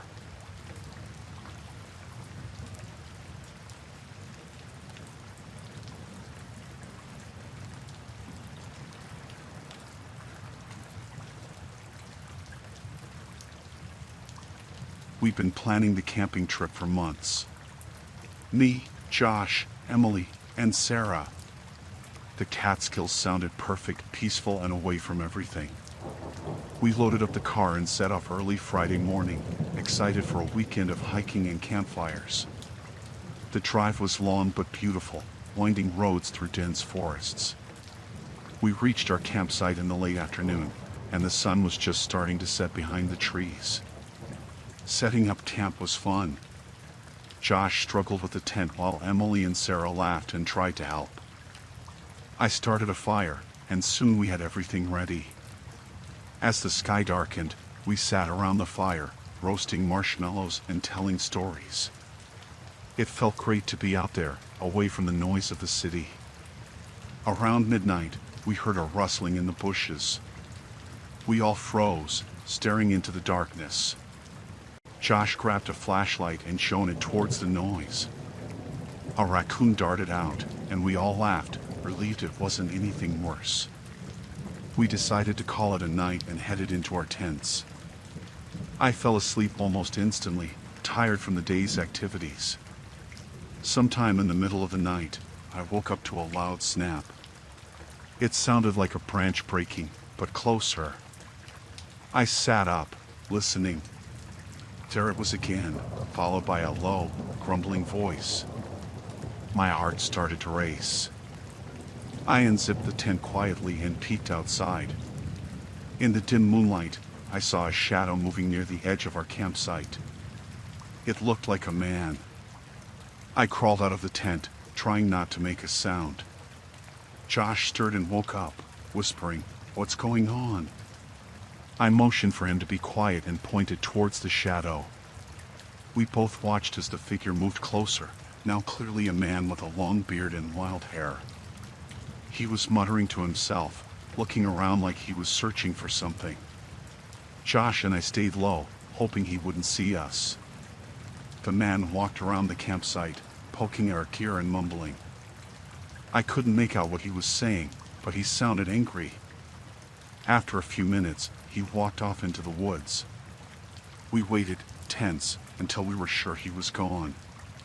Then we quietly woke Emily and Sarah, explaining what we saw. None of us could sleep after that. We sat by the fire, keeping it low, and talked about what to do. Emily suggested packing up and leaving, but it was pitch dark, and navigating the trails would be dangerous. We decided to stay put and leave at first light. We took turns keeping watch, but the night passed without any more incidents.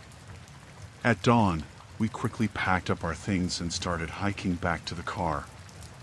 The forest felt different, more menacing. Every sound made us jump. We were about halfway back when Sarah screamed. We turned to see her foot caught in a snare, a simple but painful trap that yanked her leg up into the air. Josh and I rushed to free her, while Emily kept watch. We managed to get Sarah free, but she was hurt and couldn't walk properly. Josh and I took turns supporting her as we continued. Our pace was slow, and we were all on edge. We hadn't gone much further when we found another trap, this one a pit covered with leaves and branches. It was clear now that someone was trying to catch us. Panic set in. We knew we had to move faster, but Sarah was slowing us down. Emily found a sturdy branch, and we used it as a makeshift crutch for her. The whole time, I couldn't shake the feeling that we were being watched. The forest was too quiet, the birds and animals seemingly gone. Then we heard it, the same grumbling voice from the night before, closer this time.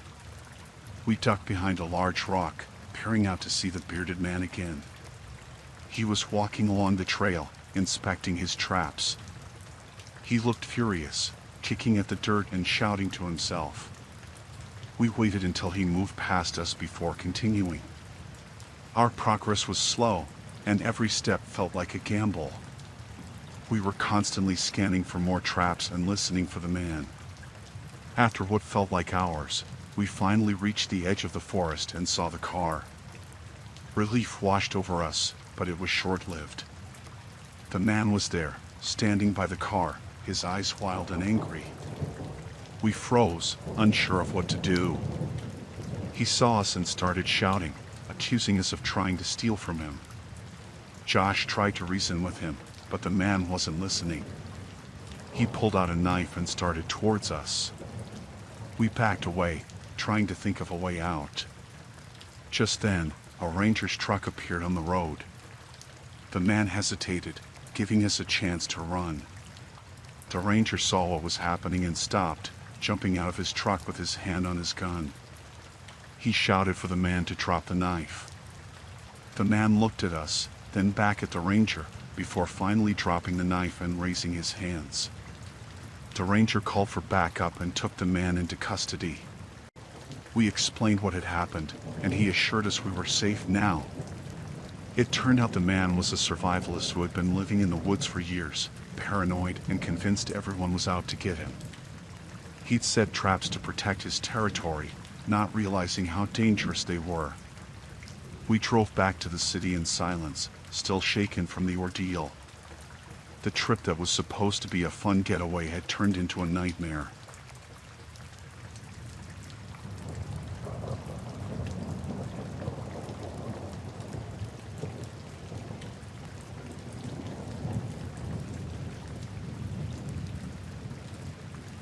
I was babysitting for the Buckinghams one Friday night.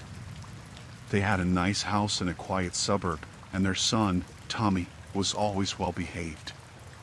It was supposed to be an easy job: put Tommy to bed, watch some TV, and get paid. I had no idea how wrong I was. Tommy was already in his pajamas when I arrived. Mrs. Buckingham gave me the usual rundown. Tommy's bedtime is at 8:30. Snacks are in the kitchen. Call if you need anything. They left, and it was just me and Tommy. We played a few games, and then I let him watch some cartoons while I scrolled through my phone.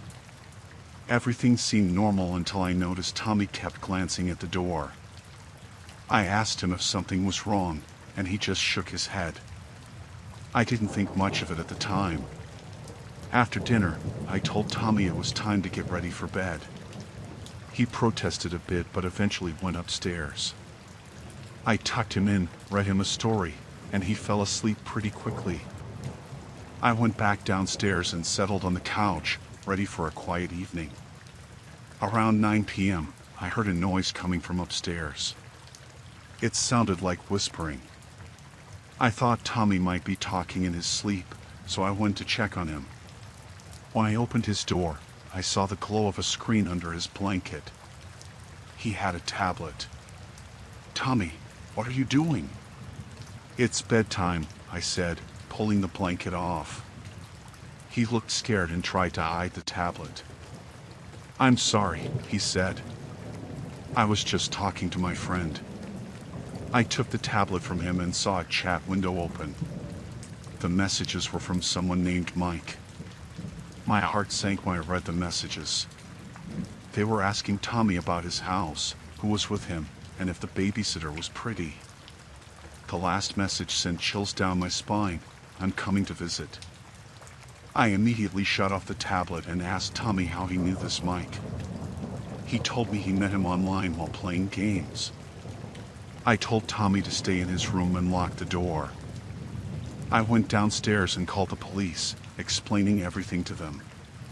They said they'd send someone over right away. While I waited, I locked all the doors and windows. I kept peeking outside, expecting to see someone lurking in the shadows. The minutes felt like hours. I was scared but tried to stay calm for Tommy's sake. Then, there was a knock at the door. It was soft at first, then more insistent. I looked through the peephole but saw nothing. My heart was pounding. I backed away from the door, my mind racing with fear. Another knock, louder this time. Then, a voice. "Hey, I know you're in there. Open up." It was a man's voice, deep and threatening. I grabbed a kitchen knife and hid behind the couch, praying the police would arrive soon. The knocking turned into banging. "Open the door, or I'll break it down," the voice yelled. I could hear the doorknob rattling, and the door creaking under the pressure. I clutched the knife tighter, my hands shaking. Just when I thought the door would give in, I heard sirens in the distance. The banging stopped, and I peeked out from behind the couch. The man was gone. The police arrived a few moments later, and I ran to open the door for them. I told the officers everything. They checked the house and the surroundings but didn't find anyone. They took the tablet as evidence and assured me they would investigate. I called the Buckinghams and explained what happened. They rushed home, terrified and grateful that Tommy and I were safe. That night, I couldn't sleep. Every little noise made me jump. I kept thinking about how easily it could have gone differently. The police never caught the guy, but they did trace the messages back to a known predator. The Buckinghams were more careful with Tommy's online activities after that, and I decided to stick to babysitting during the day. The experience left me shaken. I still babysit, but I'm much more cautious now. I always keep an eye on what the kids are doing online and make sure all the doors are locked.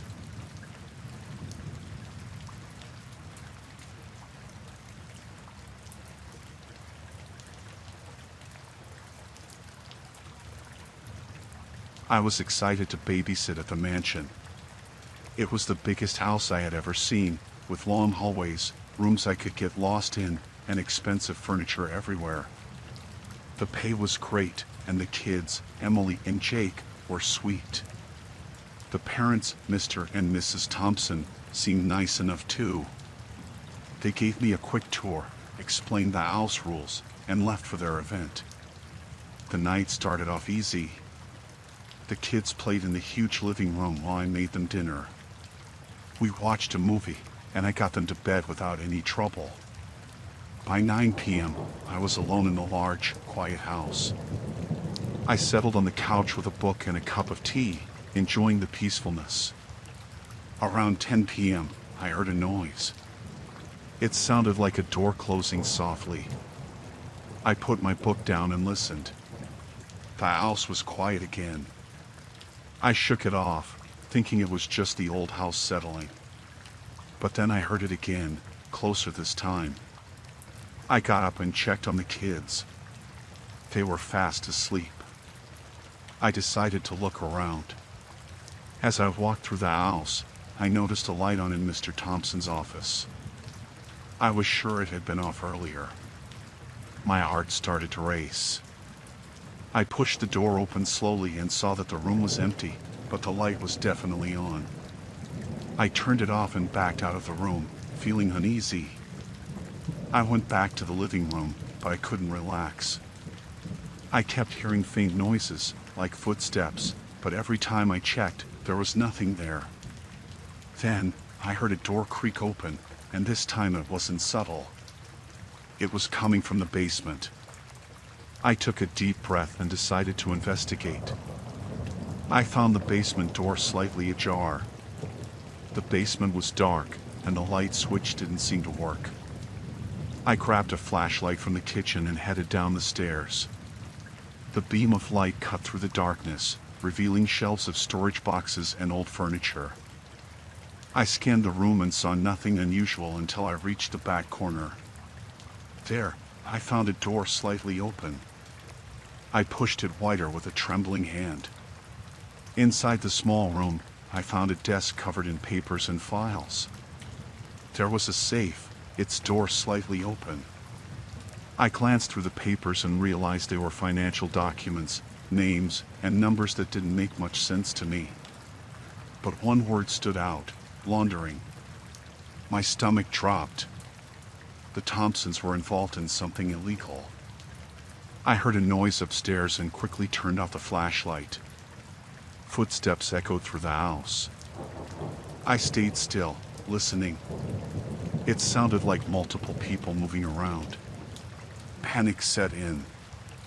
I had to get back to the kids. I slowly made my way up the stairs, every creak of the wood making me wince. When I reached the top, I saw shadows moving in the hallway. I ducked back, heart pounding. I needed to get to the kids without being seen. I crept along the walls, staying in the shadows, and made it to the kids' room. I woke them quietly, telling them we needed to hide. Emily and Jake were scared but did as I said. We hid in their closet, surrounded by toys and clothes. I heard voices outside the door, men talking in hushed tones. They were looking for something. I held my breath, praying they wouldn't check the closet. The door creaked open, and I heard footsteps entering the room. I could see their shadows through the crack in the closet door. "Check the office again," one of the men said. They must have hidden it somewhere. They left the room, and I let out a silent sigh of relief. We needed to get out of the house. I led the kids out of the closet and towards the back door. The house was a maze, and it was hard to avoid the men. We made it to the kitchen, and I grabbed the phone to call the police, but the line was dead. They must have cut it. I led the kids to the back door, but just as I opened it, one of the men spotted us. "Hey," he shouted. We ran into the yard, my heart racing. I heard him chasing us, his footsteps getting closer. We made it to the edge of the property, where there was a small gate leading to the neighbor's yard. We squeezed through the gate and ran to the neighbor's house. I pounded on the door, praying someone would answer. Lights came on inside, and an elderly woman opened the door. "Please, help us," I gasped. "Call the police." She quickly ushered us in and locked the door. She called the police while I tried to calm the kids down. We could hear the men outside, but they didn't try to follow us into the neighbor's house. The police arrived quickly and arrested the men. They searched the Thompsons' house and found more evidence of their crimes. It turned out the Thompsons had been laundering money for a criminal organization. The men who broke in were their associates, looking for documents that could incriminate them. The police assured me that the kids and I were safe, but I couldn't shake the feeling of fear that had gripped me that night. The Thompsons were arrested, and the kids went to stay with relatives. I was hailed as a hero for protecting them, but all I could think about was how close we had come to something terrible happening. That night changed me. I never took safety for granted again, and I never babysat in a big, empty house after dark ever again.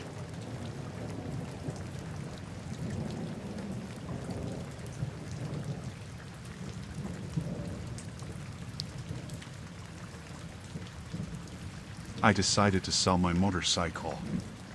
It wasn't anything fancy, but I needed the money. I put up an ad on Craigslist and waited. It didn't take long for someone to respond. His name was Mike, and he seemed like a nice enough guy. We exchanged a few emails, and he agreed to come over and take a look. Mike showed up right on time. He was a tall guy with a friendly smile. We chatted a bit about the bike, and he seemed genuinely interested. After a short test ride, he agreed to buy it. He handed me the cash, and I gave him the keys and the title. Everything seemed fine, and I was relieved the sale went smoothly. A few days later, I started getting strange texts from Mike. He said the bike wasn't running properly and accused me of selling him a lemon. I apologized and told him it had always worked fine for me. He didn't seem satisfied and kept sending messages. The tone of his texts got angrier, and he started accusing me of scamming him. I tried to ignore the texts, hoping he would give up. But then I started noticing a car parked outside my apartment building. It was there every night, and I had a gut feeling it was Mike. One evening, as I was walking home from work, I saw the car again. This time, I saw Mike sitting inside, staring right at me. My heart raced, and I quickly went inside, locking the door behind me. The texts from Mike continued, becoming more threatening.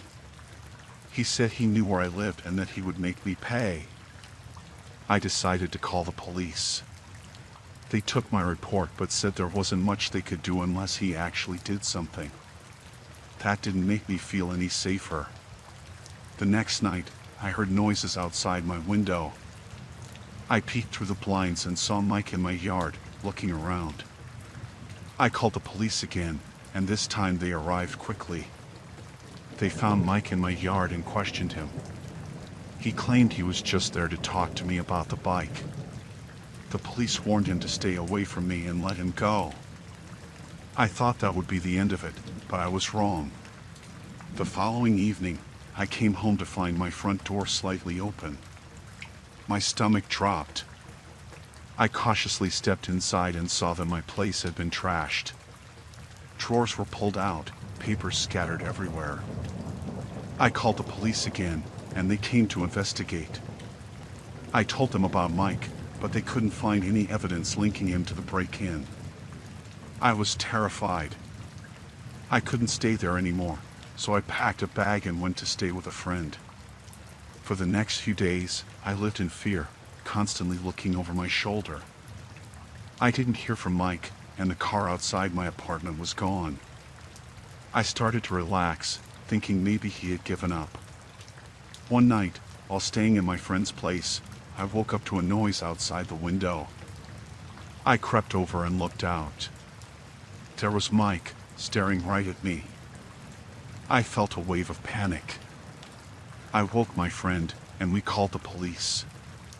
They arrived quickly and caught Mike trying to break in. This time, they arrested him. Mike was charged with stalking and attempted burglary. I had to testify in court, which was terrifying, but I was relieved when he was sentenced to jail time. After the trial, I moved to a new apartment and changed my phone number. It took a while, but I finally started to feel safe again. Looking back, I can't believe how quickly things escalated. I never expected selling a motorcycle could lead to something so terrifying. I've learned to be more cautious with transactions like that and to trust my instincts if something feels off.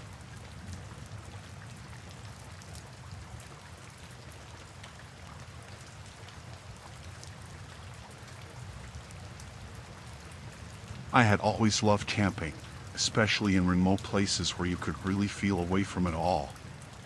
This time, my friends and I decided to camp in a secluded area of the Adirondacks. We wanted a real adventure, away from the usual spots crowded with tourists. We set up our tents near a quiet lake surrounded by dense woods.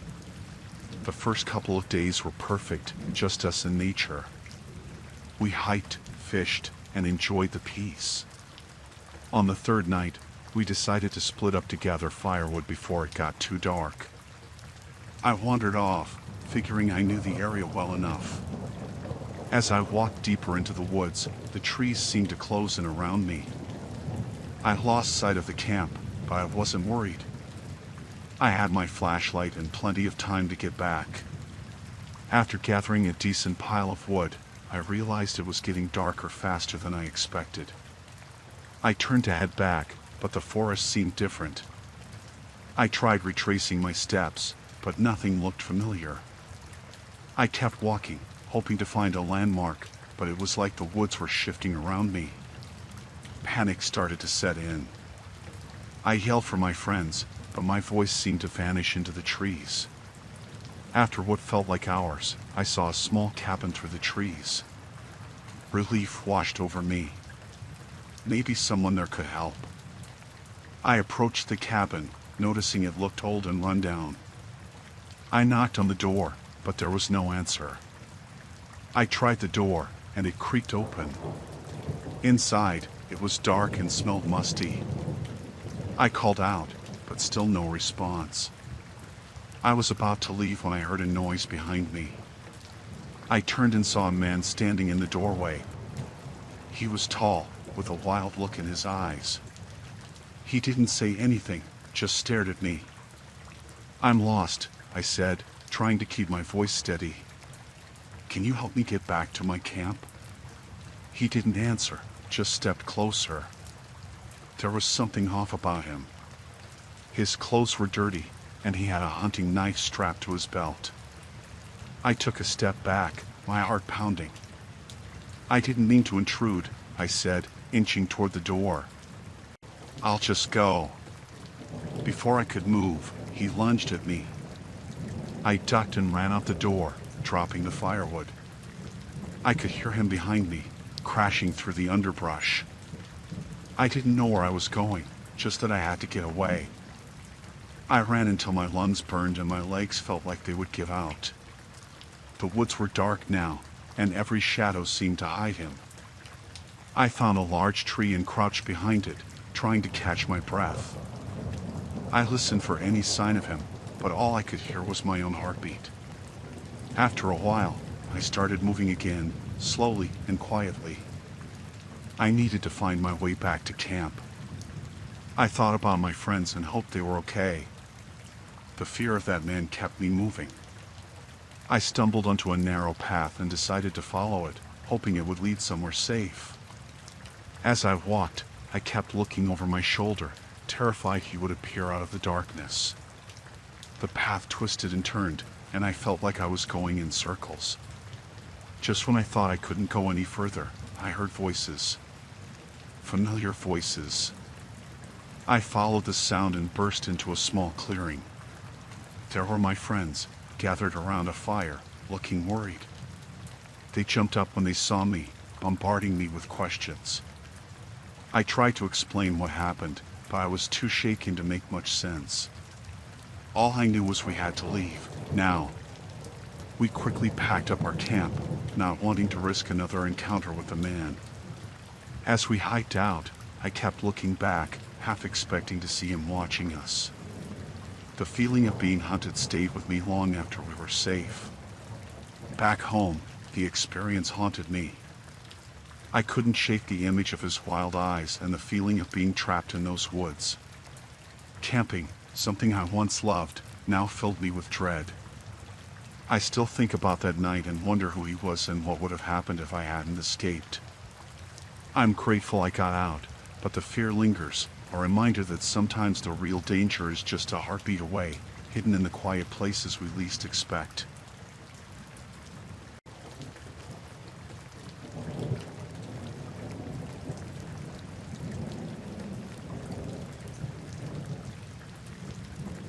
Last summer, I rented a cabin in the Adirondacks for a week. I needed to get away from everything, and the mountains seemed like the perfect place. The cabin was isolated, surrounded by trees and not too far from a small lake. It was exactly what I was looking for, peace and quiet. The first couple of days were great. I spent my time hiking, swimming in the lake, and just relaxing on the porch with a book. I barely saw anyone else. It was like having my own private retreat. The cabin itself was cozy, with a small kitchen, a living room, and a bedroom upstairs. On the third day, I decided to do some cleaning.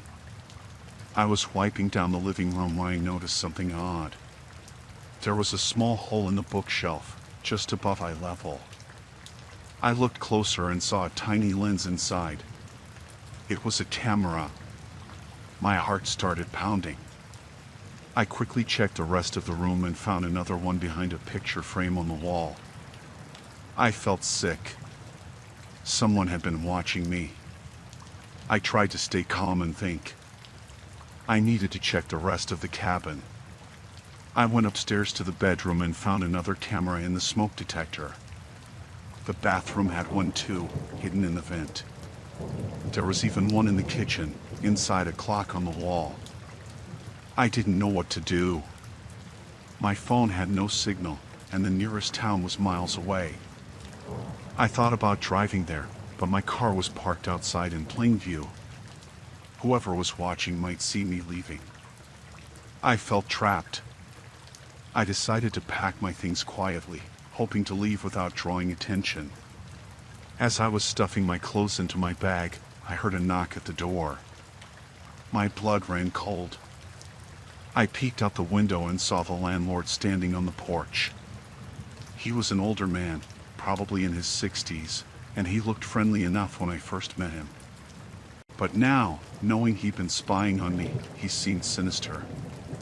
I didn't answer the door. I just stood there, frozen, hoping he would go away.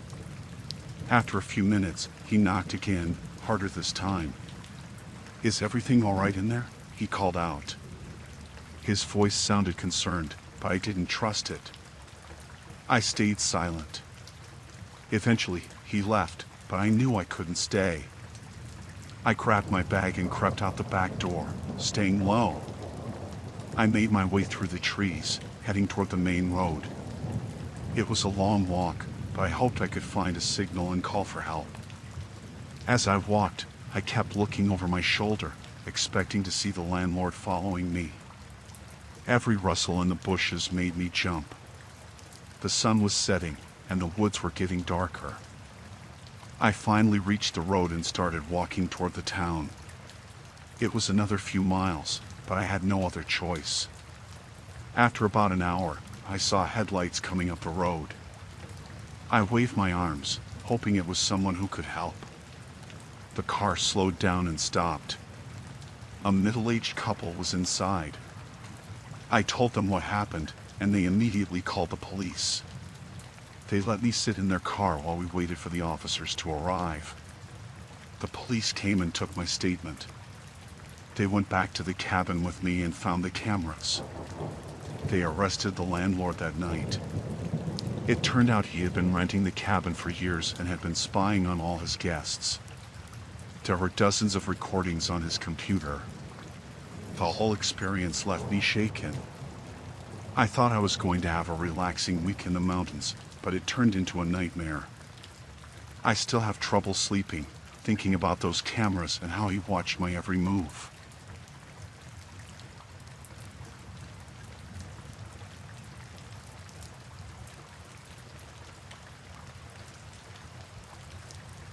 I never thought selling my old car on Craigslist would turn into the most terrifying experience of my life. I was just trying to make some extra cash to help pay off some bills. My old Honda Civic had served me well for years, but it was time to let it go. I posted an ad, added some pictures, and waited for interested buyers to contact me. It didn't take long before I got a message from a guy named Jeff. He seemed really interested, asking all the right questions about the car. We exchanged a few emails, and he asked if he could come by to take a look. Everything seemed normal. I agreed and gave him my address. Jeff showed up the next afternoon. He was in his late 30s, clean-shaven, and wore a friendly smile. We made small talk as he inspected the car, and everything felt fine.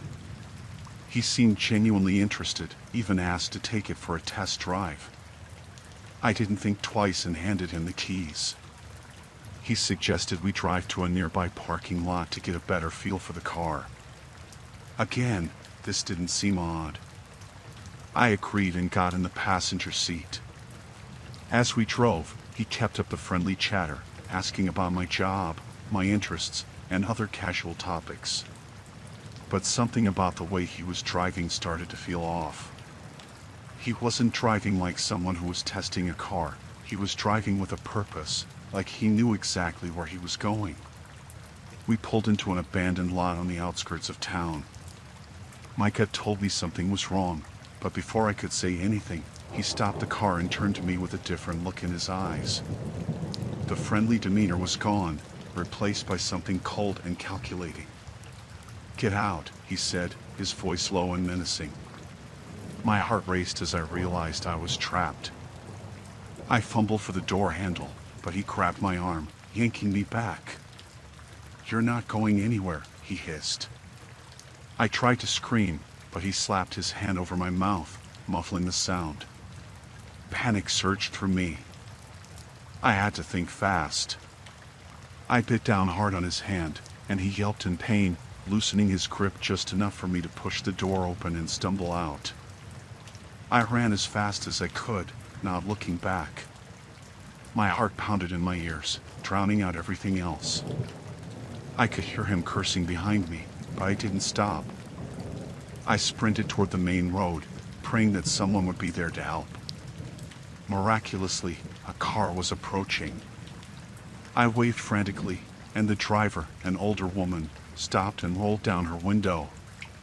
"Help me!" I screamed. "Please, help me!" She must have seen the terror in my eyes because she unlocked the door without hesitation. I jumped in, and she sped off, leaving Jeff standing in the dust. I explained what had happened between gasps for breath, and she took me straight to the nearest police station. The police took my statement and assured me they'd investigate. They took the details of Jeff's description and the messages we exchanged. They also promised to search the abandoned lot where he had taken me. Days passed, and I couldn't shake the fear that gripped me. Every time I heard a car pull up outside my house, I panicked. The police eventually called me with an update. They found my car in the lot, but Jeff was nowhere to be found. They said he was likely a serial carjacker who had lured other unsuspecting sellers into similar traps. Knowing he was still out there haunted me. I couldn't sleep, couldn't focus on anything. I had nightmares of him finding me, finishing what he started. The police promised to keep looking, but they admitted it would be difficult without more leads. I changed my phone number, moved to a new apartment, and tried to get on with my life. But the fear stayed with me. Every time I went outside, I felt like someone was watching. I never sold anything on Craigslist again, and I warned everyone I knew to be careful. Eventually, the police caught Jeff. He had tried to pull the same stunt on another victim, but this time, they were ready for him. They arrested him and charged him with multiple counts of carjacking and attempted kidnapping. Hearing the news brought some relief, but the experience changed me.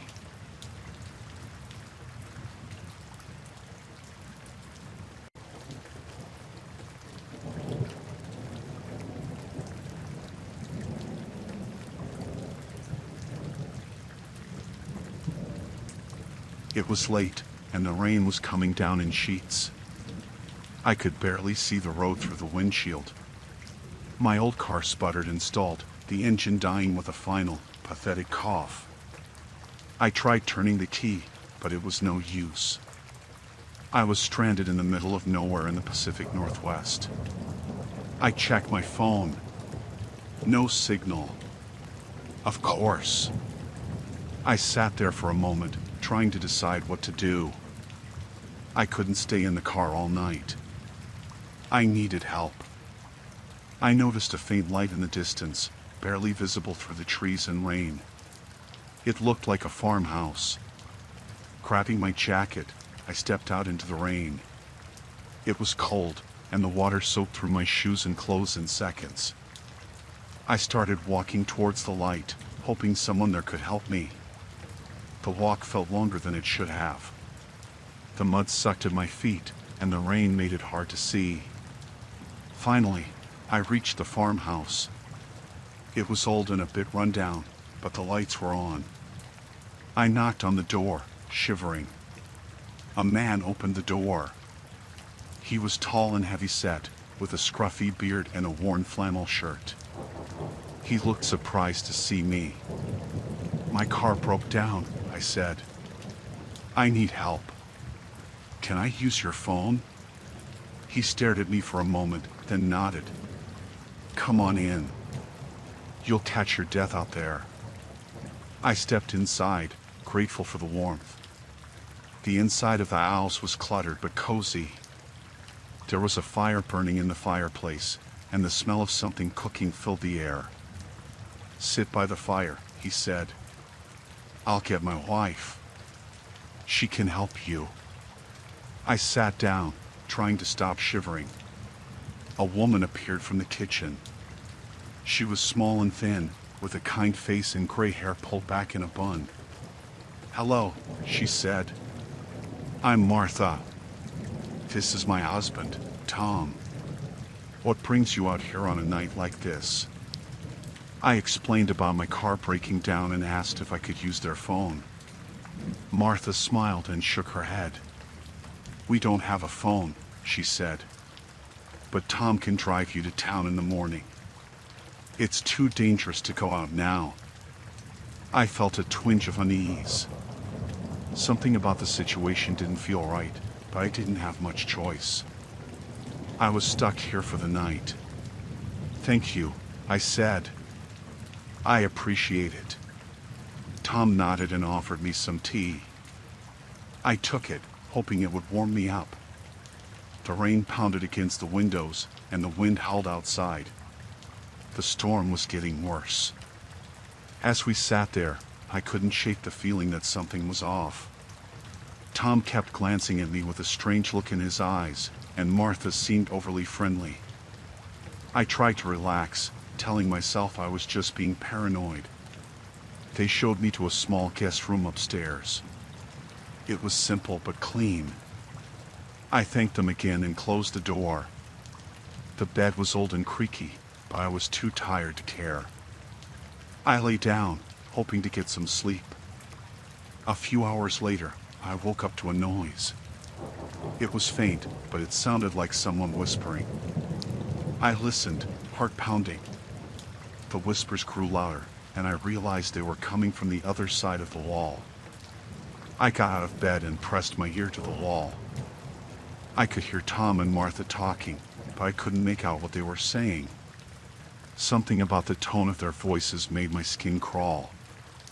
I heard footsteps coming up the stairs. Panicking, I quickly got back into bed and pretended to be asleep. The door creaked open, and I could feel someone standing there, watching me. After what felt like an eternity, the door closed and the footsteps retreated. I knew I had to get out of there. Quietly, I got up and dressed. I tiptoed to the door and opened it just enough to peek out. The hallway was empty. I slipped out of the room and headed for the stairs. I made it to the bottom without making a sound. The front door was just a few steps away. I reached for the handle, but before I could open it, a hand grabbed my shoulder. I spun around to see Tom, his face twisted with anger. "Where do you think you're going?" he hissed. I need to leave," I stammered. "I don't feel well." "You're not going anywhere," he said, tightening his grip on my shoulder. "Martha, we have a problem." Martha appeared from the kitchen, a knife in her hand. She smiled, but it was no longer a kind smile. "We can't let you leave," she said. "Not now." I struggled, trying to break free, but Tom was too strong. He shoved me into a chair and tied my hands behind my back with a rough rope.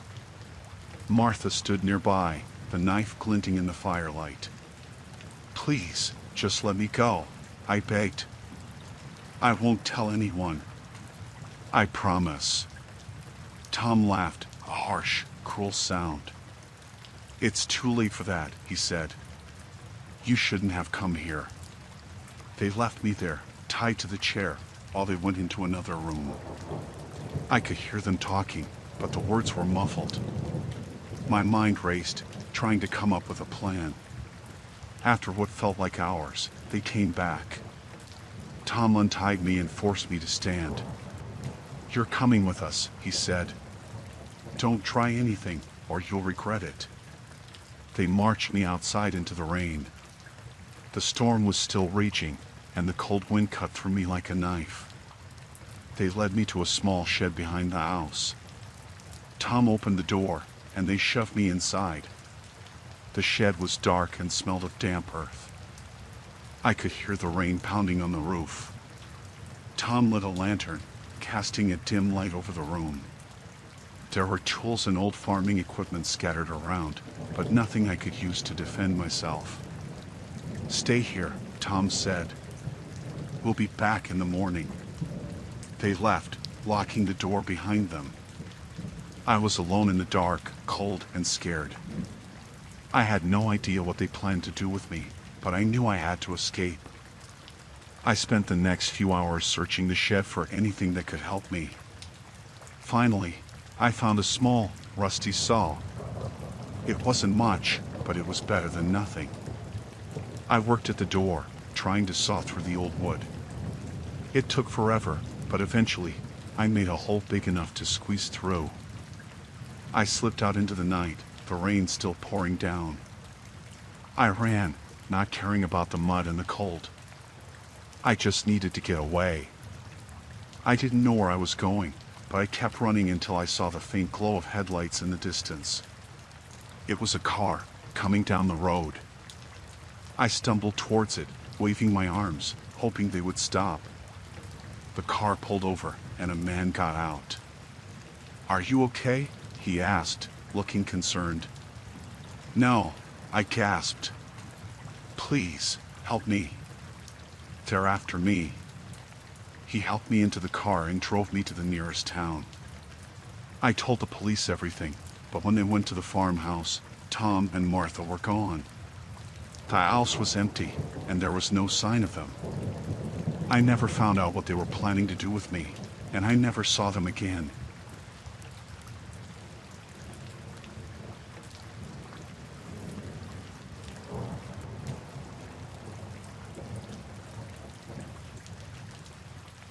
I had always loved hiking alone in the Rockies. It was my escape from the noise and stress of the city. That weekend, I decided to spend a few days in the backcountry, away from everything. The first day was perfect, clear skies, fresh air, and the kind of peace you only find in nature. I set up my camp near a small stream as the sun started to set. As I was cooking my dinner, I felt a strange sensation, like I was being watched. I looked around but didn't see anyone. I told myself it was just my imagination and tried to shake off the feeling. But it wouldn't go away. Every rustle of the leaves, every snap of a twig made my heart jump. After dinner, I decided to explore the area a bit before it got too dark.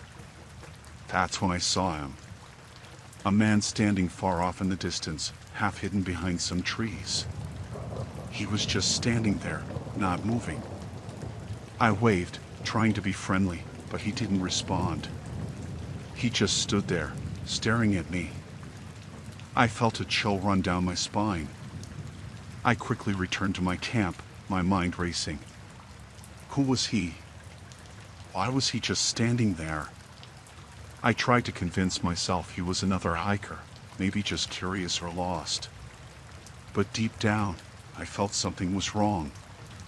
As night fell, I kept looking over my shoulder, expecting to see him again. I decided to stay awake for a while, just to be safe. I kept my flashlight and a knife close by. Hours passed, and I didn't see or hear anything unusual. I started to think maybe he had left. I finally fell asleep, but it was a restless sleep. I woke up several times, my heart pounding, sure I had heard something. Each time, it was nothing. Just the wind or an animal moving through the brush. But around 3 a.m., I woke up to a distinct sound, footsteps. Slow, deliberate footsteps coming towards my tent. I held my breath, clutching my knife tightly. The footsteps stopped right outside my tent. I could see the shadow of a person standing there. My heart was pounding so hard I thought it would burst out of my chest. I didn't move, didn't make a sound. The shadow stayed there for what felt like an eternity, then slowly moved away. I didn't sleep at all after that. As soon as the first light of dawn broke, I packed up my camp as quickly and quietly as I could. I decided to cut my trip short and head back to my car. The trail back was long and difficult, but I didn't care. I just wanted to get out of there. As I hiked, I kept looking back, half expecting to see him following me. At first, there was nothing. Just the trees and the silence of the forest. But after about an hour, I saw him again. Far off, but closer than before. He was following me, keeping his distance but always there. Panic set in. I quickened my pace, almost running at times, but the trail was rough, and I had to be careful not to twist an ankle or fall. Every time I looked back, he was there. Closer each time. I started to think about what I would do if he caught up to me. The trailhead was still miles away, and I was getting tired. My mind was racing with fear and adrenaline. I needed a plan. I remembered a fork in the trail up ahead. One path was longer but easier, the other shorter but steeper. I decided to take the steep path, hoping it would slow him down or make him give up. When I reached the fork, I took the steep path and practically ran down the trail. It was risky. One wrong step and I could seriously hurt myself. But I didn't have a choice. I kept going, my legs burning, lungs on fire. I didn't dare look back. I just focused on putting as much distance between us as possible. Finally, I reached the bottom of the trail, where it leveled out. I looked back and saw nothing. No sign of him. I allowed myself to breathe a little easier, but I didn't stop. I kept moving, determined to get to my car. When I finally reached the trailhead, I was exhausted but relieved. I didn't see anyone around. My car was the only one in the parking lot. I quickly got in, locked the doors, and started the engine. As I drove away, I kept checking the rearview mirror, expecting to see him standing there, watching me leave. But there was no one. I didn't stop driving until I was far away from the mountains, back in the safety of the city. It's been weeks since that hike, and I still think about it every day. I don't know who he was or what he wanted, but I'm thankful I got away.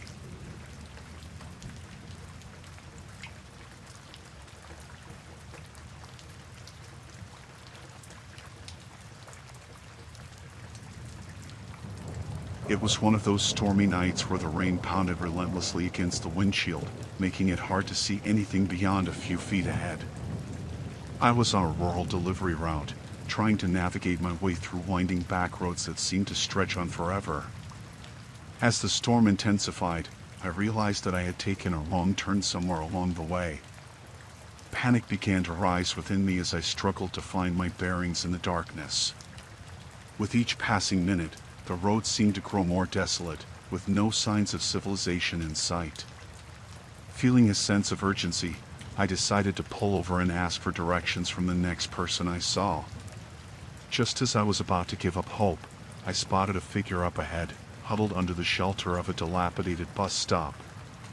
Relief flooded through me as I approached the stranger, eager for any assistance they could offer. But as I got closer, a feeling of unease began to gnaw at the pit of my stomach. There was something off about the person standing before me, something that sent shivers down my spine. Nevertheless, I pushed aside my instincts and greeted them with a friendly smile, explaining my predicament and asking for directions back to the main road. To my surprise, the person responded with a smile of their own, offering to help me find my way. Grateful for their kindness, I followed their directions without question, eager to escape the isolation of the back roads and return to the safety of civilization. But as we drove deeper into the night, I couldn't shake the feeling that something was terribly wrong. The roads grew narrower and more treacherous, with towering trees looming overhead like silent sentinels. I began to suspect that the person beside me wasn't leading me back to safety at all, but further into the heart of darkness. Suddenly, my worst fears were realized as the person directed me down a secluded dirt path, far removed from any semblance of civilization. Alarm bells rang in my mind as I realized that I had fallen into a trap, lured away from safety by someone with sinister intentions. With adrenaline coursing through my veins, I slammed on the brakes and demanded answers from the person beside me. But instead of responding, they simply smiled, their eyes glinting with malice as they reached for something hidden beneath their jacket. Terrified for my life, I knew that I had to act fast if I wanted to escape. With a surge of determination, I flung open the car door and bolted into the darkness, the sound of my pounding footsteps drowned out by the roar of the storm. Branches whipped in my face as I ran, my heart pounding in my chest as I struggled to put as much distance between myself and my would-be assailant as possible. I didn't stop running until I was sure that I was safe, far away from the danger that lurked in the shadows. Exhausted and trembling, I collapsed onto the ground, the rain soaking through my clothes as I tried to catch my breath. But even as I lay there, gasping for air, I knew that I had narrowly escaped a fate worse than death. As the storm raged on overhead, I vowed to never again trust a stranger in the darkness, to always listen to my instincts and never let fear cloud my judgment. And as I finally made my way back to the main road, I couldn't help but wonder what would have happened if I hadn't been so lucky.